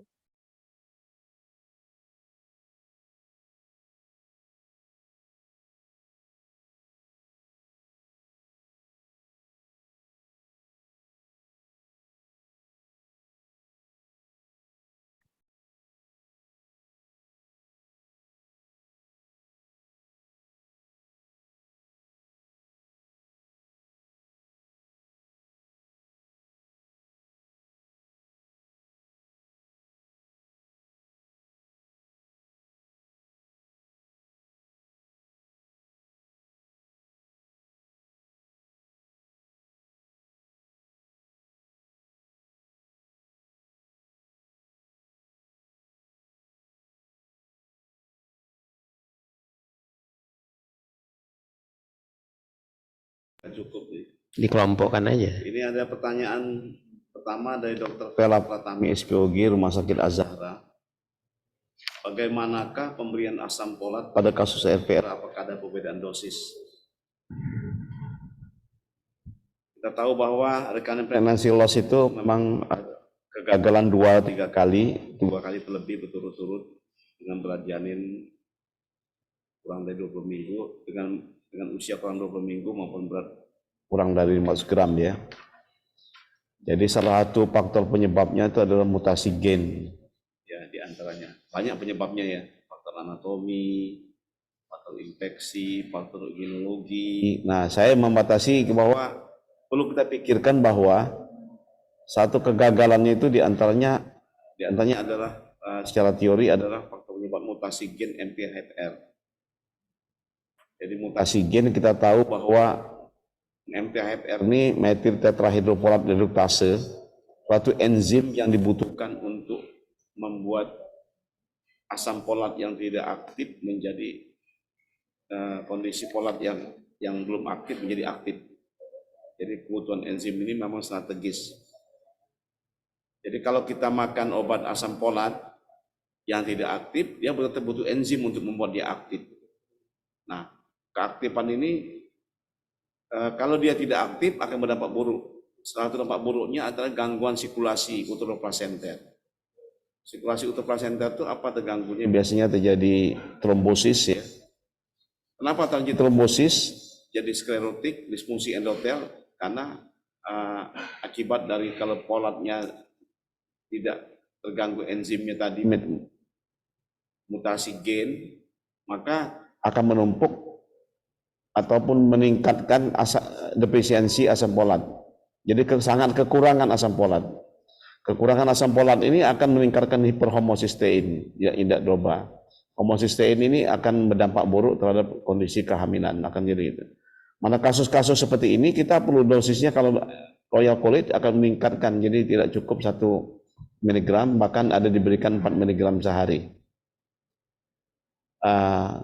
Bagaimana sebenarnya, apakah 4 mg sehari cara mengukurnya yang cukup? Biasanya kita marker untuk mengukur asam folat itu sebenarnya kita melihat bukan cukupan asam folatnya, tapi melihat kondisi homocysteine-nya. Kalau homocysteine-nya normal, berarti kebutuhan folat juga normal. Jadi artinya lebih aman. Kemudian pertanyaan kedua mengenai Dr. Erik SPOG. Bagaimana persiapan asam folat nasional untuk promil? Apakah asam folat generasi keempat efektif promil pada usia 40 tahun ke atas? Kapan dan berapa lama konsumsi asam folat? Jadi program kehamilan asam folat ini diberikan sebelum hamil, saat hamil maupun menyusui. Jadi 3 kondisi itu. Dosisnya yang berbeda. Kalau umur 40 tahun, sebenarnya kalau 40 tahun itu usia yang rentan, ya. Artinya kondisi kardiovaskulernya sudah mungkin sedikit sklerotik, artinya sedikit aterosklerosis, maka akan berpotensi terjadi hiperhomocysteine. Oleh karena itu pada kasus-kasus yang rentan, usia yang lebih lanjut, kebutuhan akan ditingkatkan, ya. Sebenarnya kebutuhan konsumsi berapa? 400 mikrogram itu sudah cukup per hari sebelum hamil selama 3 bulan. Kemudian dilanjutkan selama kehamilan, terutama pada trimester 1 untuk mencegah NTD, dan sampai kehamilan trimester kedua, ketiga, sampai menyusui. Jadi artinya memang kecukupan asam folat ini harus cukup, dan dosisnya bervariasi tergantung risikonya, usia maupun komplikasi apa yang akan terjadi pada situasi kondisi pasien sendiri. Karena kebutuhan asam folat juga tergantung usia juga. Tergantung usia. Jadi usia anak-anak, usia muda, usia tua itu berbeda. Karena orang yang makin meningkat usia umurnya makin tinggi untuk defisiensi asam folatnya. Itu dulu yang ada 2 pertanyaan. Ya. Ada lagi? Oke, terima kasih Dr. Yusuf. Ini ada pertanyaan lagi, ada beberapa pertanyaan dari peserta ini. Dari Dr. Natalia Dasa Nugraha, ya. Dia nanya gini, pemberian asam folat masih berguna nggak pada pasien yang kita curigai infertil? Itu ini yang pertama, ya. Sebenarnya kan kasus infertil kan banyak kan, bukan itu aja sih sebenarnya. Kemudian pemberian asam folat untuk pasien AZO, apakah masih bermanfaat? Kalau bermanfaat, apakah dosisnya? Mungkin ini bisa spontan Dr. Yusuf jawab sih sebenarnya. Jadi yang pertama itu pemberian asam folat pada pasien-pasien yang sebenarnya bukan pasien, pasangan, ya, kita pakai. Kalau infertil kan pasangan, ya, kita nggak ya memang individu tapi pasangan yang sebenarnya pada ini pemberian asam folat ini pada pasangan infertil. Iya, pada pasangan infertil. Yang tadi kan kalau dia perhatikan, dia yang presentasikan sebenarnya berguna kan itu. Yang pertama itu dokter. Yang kedua pada AZO kan banyak masalah sih sebenarnya. Apa masih ada manfaat kalau AZO? Apa harus kita buktikan dulu AZO-nya apa dulu baru nanti? Mungkin itu dokter Yusuf. Sebetulnya pada kita sebenarnya sehari-hari, karena tubuh kita tidak bisa memproduksi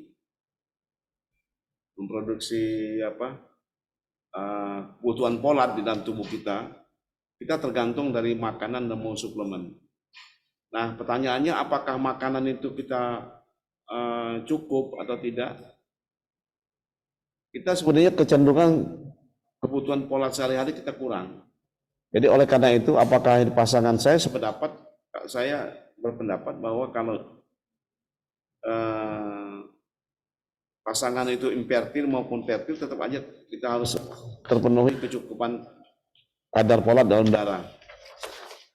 Jadi kalau kita Karena folat ini bukan cuma untuk mengatasi depresi asam folat, juga akan mengatasi atau mencegah terjadi dampak buruk dari depresi asam folat, seperti faktor misalnya dia hamil, kelangsungan kehamilan. Kemudian juga andaikan dia tidak program hamil, butuh tidak makan obat ini folat? Tetap butuh. Karena kalau kita depresi asam folat yang bertahun, akan terjadi hiperhomocysteine. Dan homocysteine itu akan berdampak terhadap perkapuran pembuluh darah, disfungsi endotel. Bahkan akan terjadi hipertensi salah satunya. Disfungsi endotel bahkan menjadi trombosis, mengganggu organ yang paling sering akan kardiovaskula itu adalah jantung sama pembuluh darah, sama otak. Makanya ada beberapa penelitian bahwa dihubungkan antara hipertensi, stroke, preeklamsi dengan hiperhomocysteine akibat depresi folat. Jadi artinya memang folat itu, kebutuhan folat itu dibutuhkan untuk baik untuk program hamil maupun tidak program hamil, baik untuk orang yang fertil maupun yang memang yang apalagi infertil. Kemudian bagaimana azosperma? Kita tahu azosperma itu ada dua, ada azosperma yang karena gangguan absorpsi, ada gangguan produksi ya, pabriknya terganggu. Dan macam-macam penyebabnya. Tapi kalau salah satunya bahwa kegagalan spermatogenesis itu diantaranya karena kegagalan depresiasi asam folat. Dalam hal ini bahwa kalsium asam folat ini suatu kebutuhan yang tidak salah kita berikan pada kasus azospermia, khususnya yang kasus azosperma yang non obstruktif ya. Demikian Dr. Heriadi. Ya, makasih Dr. Yusuf. Ini ada pertanyaan nih, pertanyaannya bagus sekali nih, pertanyaan dari Miko Saptasera yang menyatakan penggunaan asam folat apakah berpengaruh terhadap endometriosis dan PCOS, Dr. Yusuf? Ini mencakup yang pertanyaan yang lain, apakah pada kasus nanti persiapan kehamilan, persiapan pada kasus-kasus infertil memerlukan asam folat. Ya sebenarnya tadi sudah dijawab kan semuanya pada prinsipnya kita berikan ya. Nah, mungkin Dr. Yusuf bisa menjelaskan pada endometriosis itu penyebabnya perlunya asam folat itu mengapa, dan juga pada PCOS.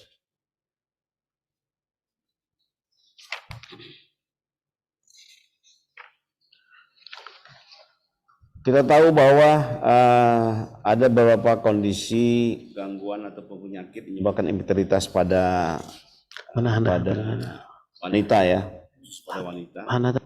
Yang pertama kasus endometriosis, yang kedua polycystic ovary syndrome. Endometriosis ini adalah suatu kondisi yang membuat perkembangan ovarium folikel oosit, kuantitas maupun kualitasnya yang jelek. PCOS juga menyebabkan kualitasnya ya tidak bagus artinya ya. Nah, kita tahu bahwa tadi oogenesis folliculogenesis ini bahwa defisiensi asam folat itu berdampak hiperhomocysteine, akan mengganggu oogenesis dan folliculogenesis ya. Dan juga akan menyebabkan terjadi produksi sitokin yang merupakan marker inflamasi khususnya pada kasus-kasus yang memang inflamasi kronik seperti endometriosis. Sebetulnya asam folat ini bersifat penunjang ya, walaupun bukan bersifat terapi utama, tapi dia ikut berkontribusi dalam pemberian penanganan endometriosis PCOS untuk kita berikan pada dua kasus ini. Karena perannya, karena PCOS gangguan folliculogenesis, endometriosis akan terganggu dalam hal kualitas dan kuantitas sel telur. Juga dua-dua ini akan tidak salahnya kita berikan dan sangat dibutuhkan untuk pemberian asam folat pada kasus masuk dua kasus ini.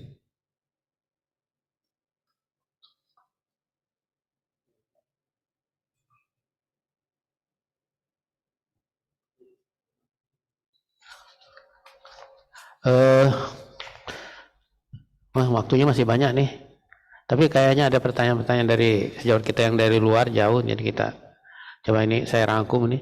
Ada pertanyaan dari Dr. Adinda, ini dia menanyakan apa saja yang perlu diperiksa ketika akan melakukan suatu screening infertilitas ya. Mungkin tadi kan sebagian sudah dijawab kan, perlu ya pemberian kan itu kan.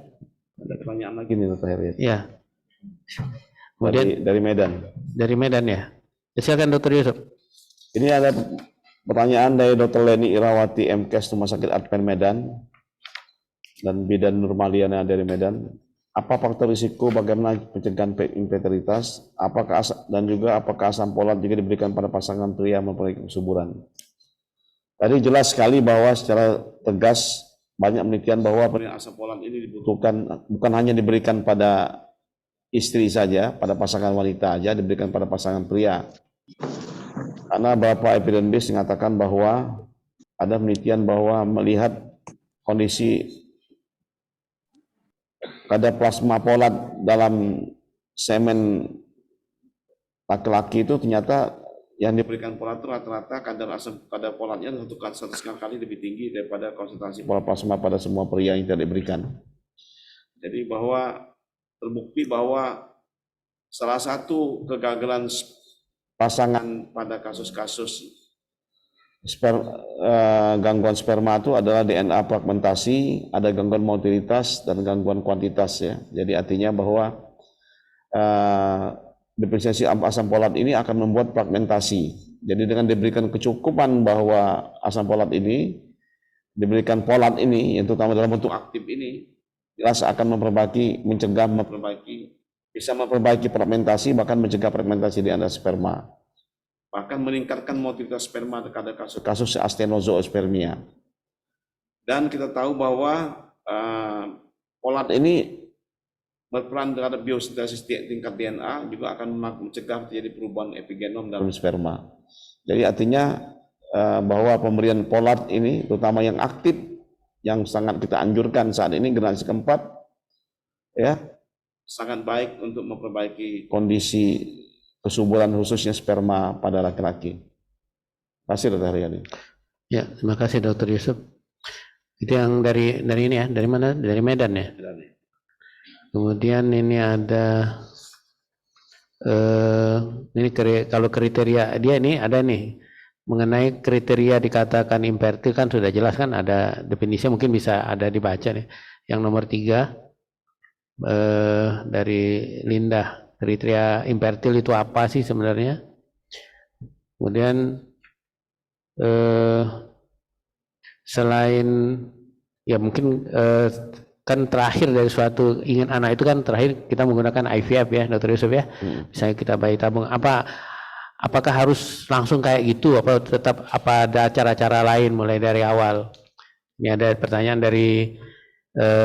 darimu sejawat kita di Aditya dari Sukoharjo dari PKU Muhammadiyah. Silakan Dr. Yusuf. Nah, nomor 5.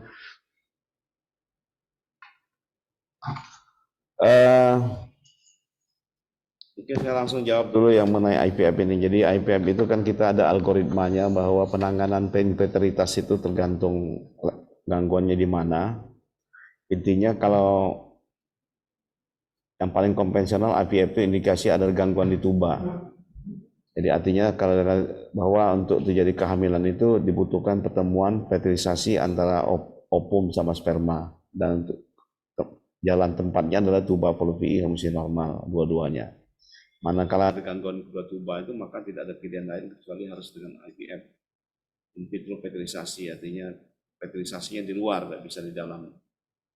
Tapi dunia makin berkembang bahwa IVF itu juga bisa juga karena orang ada langsung, artinya ya pengen cepat hamil, terutama pada faktor-faktor usia.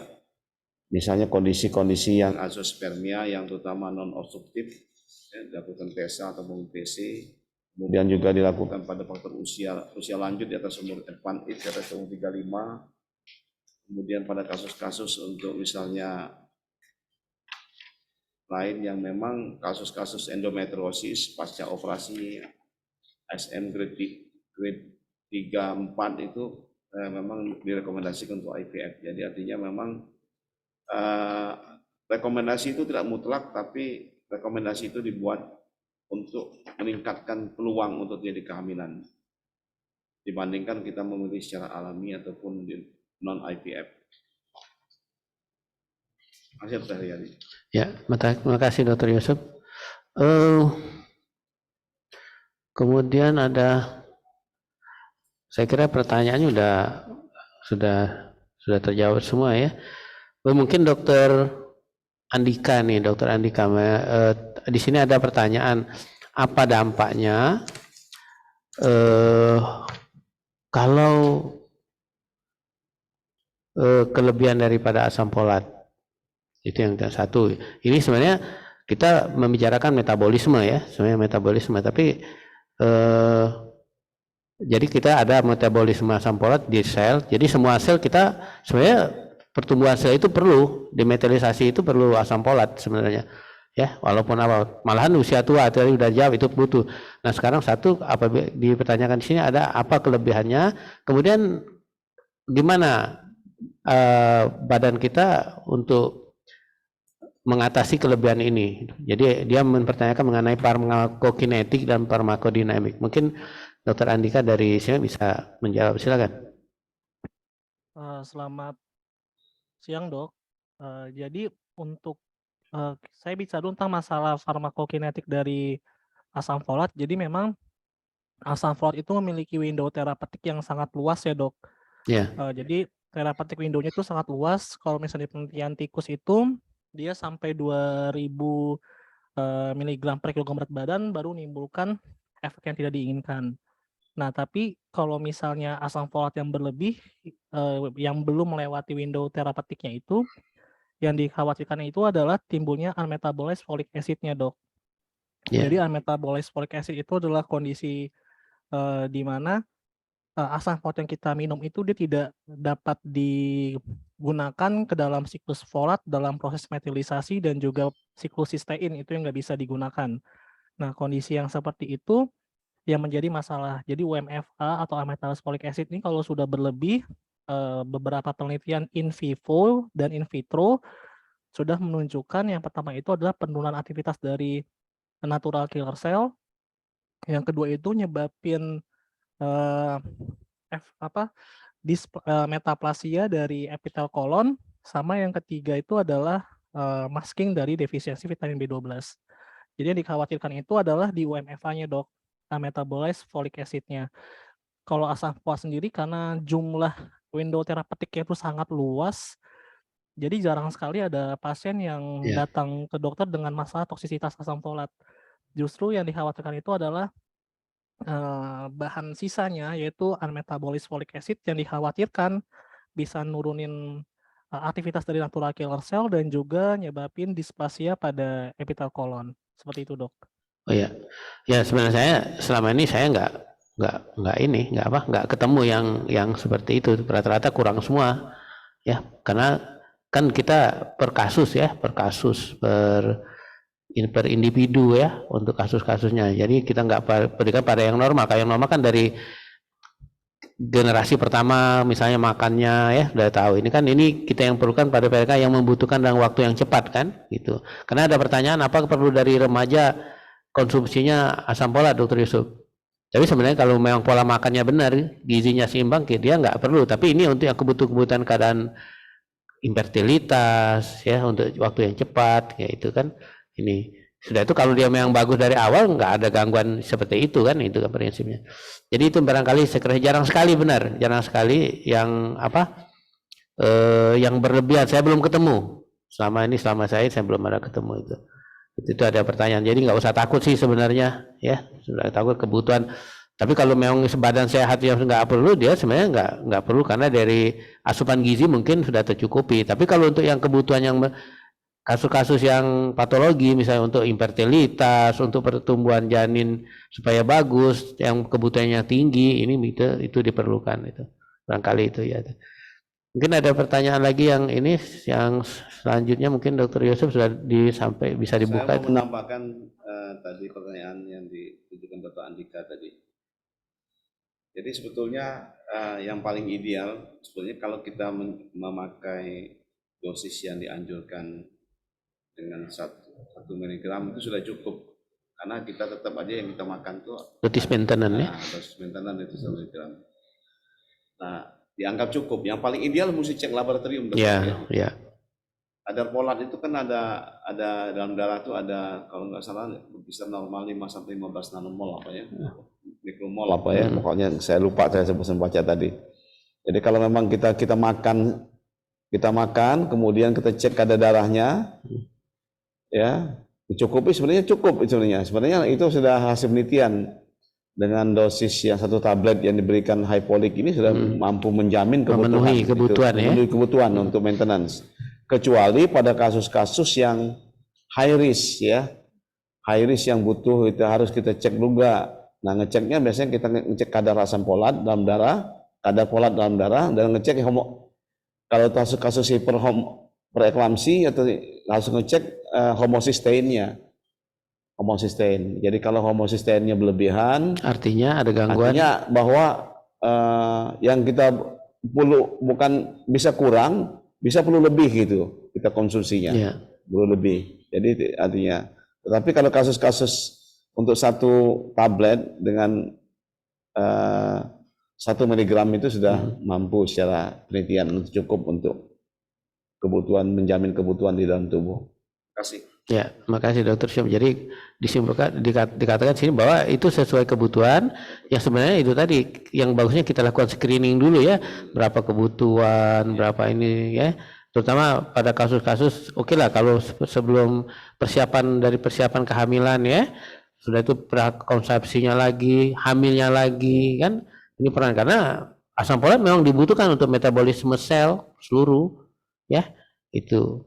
Jadi dia yang katanya selama ini kita nggak peduli kan, baru-baru 5 tahun terakhir ini asam folat rupanya ada semua ya, baik di PCOS, baik di endometriosis ya, dengan kebutuhan ini, terutama untuk kasus-kasus infertilitas itu.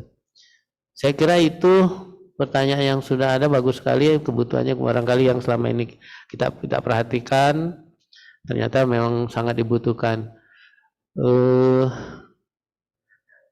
Mungkin sudah masuk lagi pertanyaan, nggak ada ya? Cukup, saya kira itu ya.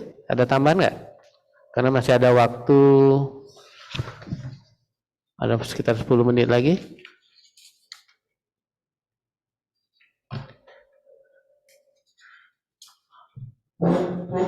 Mungkin ada yang akan disampaikan oleh dari Dr. Andika barangkali tambahan mengenai ini, asam folat ini. Baik Dok, mungkin terkait dengan asam folat tadi, yang jadi masalah adalah asam folat itu dalam bentuk tidak aktif ya Dok. Jadi dia perlu diaktifasi lagi melalui beberapa langkah dan hasil luarannya 2 MFA. Kalau kita menggunakan 5 MTHF ini, dia sudah bentuk aktif sehingga potensi timbulnya UMFA itu tidak ada dan juga bioavailabilitasnya jadi lebih tinggi. Nah, jadi kondisi-kondisi misalnya defisiensi asam folat bisa lebih cepat dalam koreksi terapi folat menggunakan 5 MTHF dibandingkan dengan asam folat. Begitu Dok, sekian dari saya. Ya, itu memang karena itu tadi kita tekankan dari metabolisme ya yang aktif kerja aktif. Pemberian pemberian folat yang aktif 5 MTH ini menjamin untuk tidak terjadi semuanya digunakan ya, artinya ya. Tidak ada yang di metabolisme. Yang metabolisme kalau Dr. Andika itu bahaya terjadi. Iya. Karena semua toksik di dalam tubuh, racun dalam tubuh. Iya, Dok. Dan pada konsumsi 5 MTH ini lebih terjamin dia tidak akan jadi yang tidak termetabolisme semuanya. Iya. Jadi lebih aman, lebih efektif ya. Karena ya semua dari generasi 1, 2, 3, 4 itu yang di atas ya. Tapi yang jelas selama ini kalau saya biasa sudah nggak aneh lagi gitu. Karena itu ada pertanyaan-pertanyaan itu mungkin kita bisa perhatikan juga karena kita memberikan sesuai kebutuhan kali ya. Oke, nggak ada ya pertanyaan lagi. Bang Dr. Yusuf mungkin ada yang perlu disampaikan untuk ini? Ya, sebagai akhir diskusi bahwa untuk para peserta mudah-mudahan bisa paham bahwa kebutuhan folat itu sangat dibutuhkan oleh tubuh karena untuk biosintesis tingkat DNA seluruh sel organ manapun juga kalau dalam keadaan yang tidak program hamil dibutuhkan untuk menjamin untuk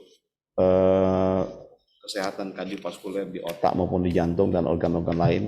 Bagian program hamil dibutuhkan untuk oogenesis, poliklogenesis pada perempuan dan mencegah untuk terjamin ovulasinya. Kemudian juga untuk perbaikan spermatogenesisnya, sperma pada laki-laki. Jadi artinya kita berikan mulai 3 bulan sebelum kehamilan kita diberikan dengan dosis hypolik 1 kali 1. Karena hypolik itu, mohon maaf, saya langsung bicara kepada merek dagangnya aja. Hypolik itu adalah jelas merupakan bentuk yang aktif, yang aman dan tidak akan terjadi toksik seperti kasus-kasus yang banyak preparat-preparat lain yang ada di pasaran yang bentuknya masih bentuk asam folat yang tidak aktif. Jadi artinya pilihlah yang aktif, jangan memilih yang tidak terserah digunakan untuk apa, baik untuk program kehamilan, bisa juga digunakan untuk tidak program kehamilan, dan diberikan prakonsepsi, konsepsi maupun pada menyusui. Jadi artinya memang kita kalau ada yang lebih baik, kenapa kita harus milih yang tidak lebih baik artinya ya, karena memang kita tahu bahwa lebih aman, lebih cepat, lebih terjamin kebutuhan dosis yang dibutuhkan dari tubuh. Makasih Dr. Heria. Ya, makasih Dr. Yusuf. Ya, itu sudah kita sampaikan sebenarnya itu tadi bahwa kita kemudian di rumah sakit pendidikan ya, jadi rupanya yang selama ini kebutuhan folat itu sangat dibutuhkan dan terjadi penurunan asam folat dan berikan homocysteine ya pada kasus-kasus endometriosis, kemudian di PCOS ya itu. Jadi nggak benar bahwa mulai dari persiapan hamil, prakonsepsi, hamilnya sendiri pada saat hamil muda juga diperlukan sesuai dengan grafik yang sudah disampaikan tadi. Itu kita lihat bahwa itu sangat dibutuhkan sesuai dengan ini. Kemudian yang saya terus terang aja, saya juga pakai nih, Dr. Andika pakai nih, udah lama tuh yang datang ke saya ternyata selama ini kan pola yang lain kan ada keluhan, ini enggak kecil, saya nggak tahu kok bisa Simek buat sekecil itu dengan dosis yang gitu ya. Saya percaya apa enggak, ini kecil tapi besar ya. Yang jelas dok, yang itu dok, yang kecil katanya, ya, itu ya. Kecil, banyak kecil bener kan itu kan? Banyak yang nggak percaya itu isinya tinggi. Praktis. Ya kecil kayak bener dok isi segini. Ya nanti kita tanya, kayaknya kalau hari ini nggak akan pertanyaan lagi mereka itu bagus ya untuk persiapan. Termasuk diberikan pada kasus-kasus yang gangguan di spermatogenesis cukup bagus ya. Karena mereka kan bukan satu obat, dimakan mungkin banyak itu. Saya kira itu kesimpulannya, mudah-mudahan sejawat sekalian dan para peserta webinar dapat masukan, dapat pencerahan mengenai asam folat yang selama ini kita anggap biasa-biasa saja, rupanya semuanya. Mungkin di kardiovaskuler juga pengaruh nanti. Ini kita membatasi skupnya untuk infertilitas dan pada awal-awal kehamilan dan persiapan kehamilan. Saya kira itu, mudah-mudahan ini cukup memuaskan kita. Memang waktunya nggak begitu cukup pertanyaan sehingga kita merangkum. Kalau mau jawab pertanyaan sampai ada berapa banyak nggak akan bisa jawab. Baiklah, saya serahkan kepada MC. Silakan Dr. Niki. Terima kasih kepada moderator yang kami hormati, Dr. Heriadi Manan, SPOG Subspesialis Fertilitas Endokrin Reproduksi MARS, yang telah memandu sesi pemaparan materi dan diskusi pada hari ini. Dan terima kasih kami ucapkan kepada pemateri yang terhormat Dr. Kemas Yusuf Effendi, SPOG Subspesialis Fertilitas Endokrin dan Reproduksi atas materi yang telah disampaikan. Selanjutnya, dengan hormat kami mohon kesediaan moderator, pemateri, panelis, dan panitia untuk berfoto bersama mengabadikan momen webinar pada hari ini. Dengan hormatnya, mohon izin kami hitung, bersiap,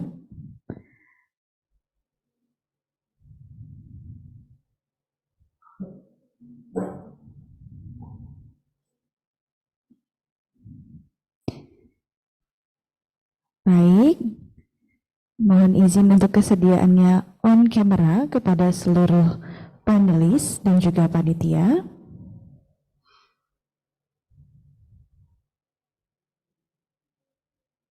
Mohon izin untuk berhitung. 1, 2, 3. Satu kali lagi. Bersiap. 1, Ya. 2, 3. Baik, terima kasih. Alhamdulillah kita telah sampai di penghujung acara. Terima kasih kami ucapkan kepada seluruh peserta PT SIMEX POGI Sumatera Selatan, HIVERI Cabang Palembang, moderator, pemateri, dan seluruh panitia yang terlibat dalam webinar Active Relate Two-Way Weapon pada hari ini. Terima kasih karena telah mengikuti acara ini dari awal sampai akhir. Semoga banyak ilmu yang kita dapat untuk diaplikasikan dalam kehidupan sehari-hari. Akhir kata, saya Dr. Niki Cahyani Hashimzum, mewakili panitia yang bertugas menyampaikan mohon maaf atas salah kata dan perbuatan. Kami mengucapkan terima kasih. Sampai jumpa di acara selanjutnya. Wabillahi taufiq wal hidayah. Wassalamualaikum warahmatullahi wabarakatuh. Waalaikumsalam warahmatullahi wabarakatuh. Terima kasih Niki. Bu Marilyn, Marilyn, Dr. Andika, Dr. Cakra. Terima kasih banyak, Dok. Dr. Haryadi, Dok. Dr. Yusuf, Dr. Heriadi, Dr. Cakra, terima kasih Dr. Haryadi, banyak. Terima kasih, Dokter. ya. Dr. Yusuf, Dr. Heri. Terima kasih Ya. SIMEX. Nah, baru Aldi, gencar kamu. Alhamdulillah, Dok. Mudah-mudahan Terima kasih, Dok. jelas nih. Oh, ini Aldi ya? Kok Iya, gemukan? Dok. Oh, alhamdulillah, Kebanyakan. Dok. Kayaknya hypoliknya jangan satu Jangan kali pakai satu, dua yang- kali yang- satu ya. Asam folat lagi. Dipolat. Makan hempolik nih, Dok. Ya. Dipolat. Makasih banyak, Dok. Dr. Cakra tuh yang agak kurus dia, mungkin mesti tambah 2 tablet ya, bagus ya. Pepsi langsung 3 bulan, 90 kasih. Resep. Jadi Dok, kasih malu. 90, suaminya kasih 90. Nah, itu kalau Pak Tariri Sehari. itu makannya kebanyakan 3 kali 1 dia. Ya, enggak. Itu langsung 3 bulan dikasih. Iya. Ya kalau untuk kasus itu ya. Ya, Dok. Ya, Dok. Ya, Cakra, makasih ya. Terima kasih, Dok. Izin live ya, Dok. Jelek ya. Ayo. Ya, terima kasih, Ya, Dok. Assalamualaikum warahmatullahi wabarakatuh. Terima kasih, Dok. Waalaikumsalam warahmatullahi wabarakatuh. Memperkenalkan High Folic, generasi keempat dari folat dan aman untuk dikonsumsi oleh ibu hamil. High Folic mengandung 6S, 5-metil tetrahydrofolic acid, glucosamine salt. Asam folat adalah folat dalam bentuk tidak aktif, sementara 5-MTHF sudah dalam bentuk aktif. Sehingga dosis 550 mikrogram asam folat tidak sama dengan dosis 550 mikrogram 5-MTHF. 5-MTHF merupakan bentuk aktif folat dan langsung masuk ke dalam siklus folat untuk melaksanakan aksi biologisnya. Konsentrasi puncak 5-MTHF 3 kali lebih tinggi dibandingkan asam folat. Berikut adalah benefit dari high folic. Pertama, high folic mengandung bentuk aktif dari folat. Kedua, 5-MTHF memiliki absorpsi yang lebih baik dari asam folat. Ketiga, high folic memenuhi kebutuhan dosis terapi pada kehamilan dan infertilitas. Keempat, high folic praktis untuk dikonsumsi. Kelima, high folic sudah memiliki sertifikat halal. Dan yang terakhir, 5-MTHF sudah disetujui oleh FDA dan juga EFSA. Setiap tablet high folic mengandung 6S, 5-metil tetrahydrofolic acid, glucosamine salt 1100 mikrogram yang setara dengan 550 mikrogram 5-MTHF dengan dosis 1 kali sehari 1 tablet.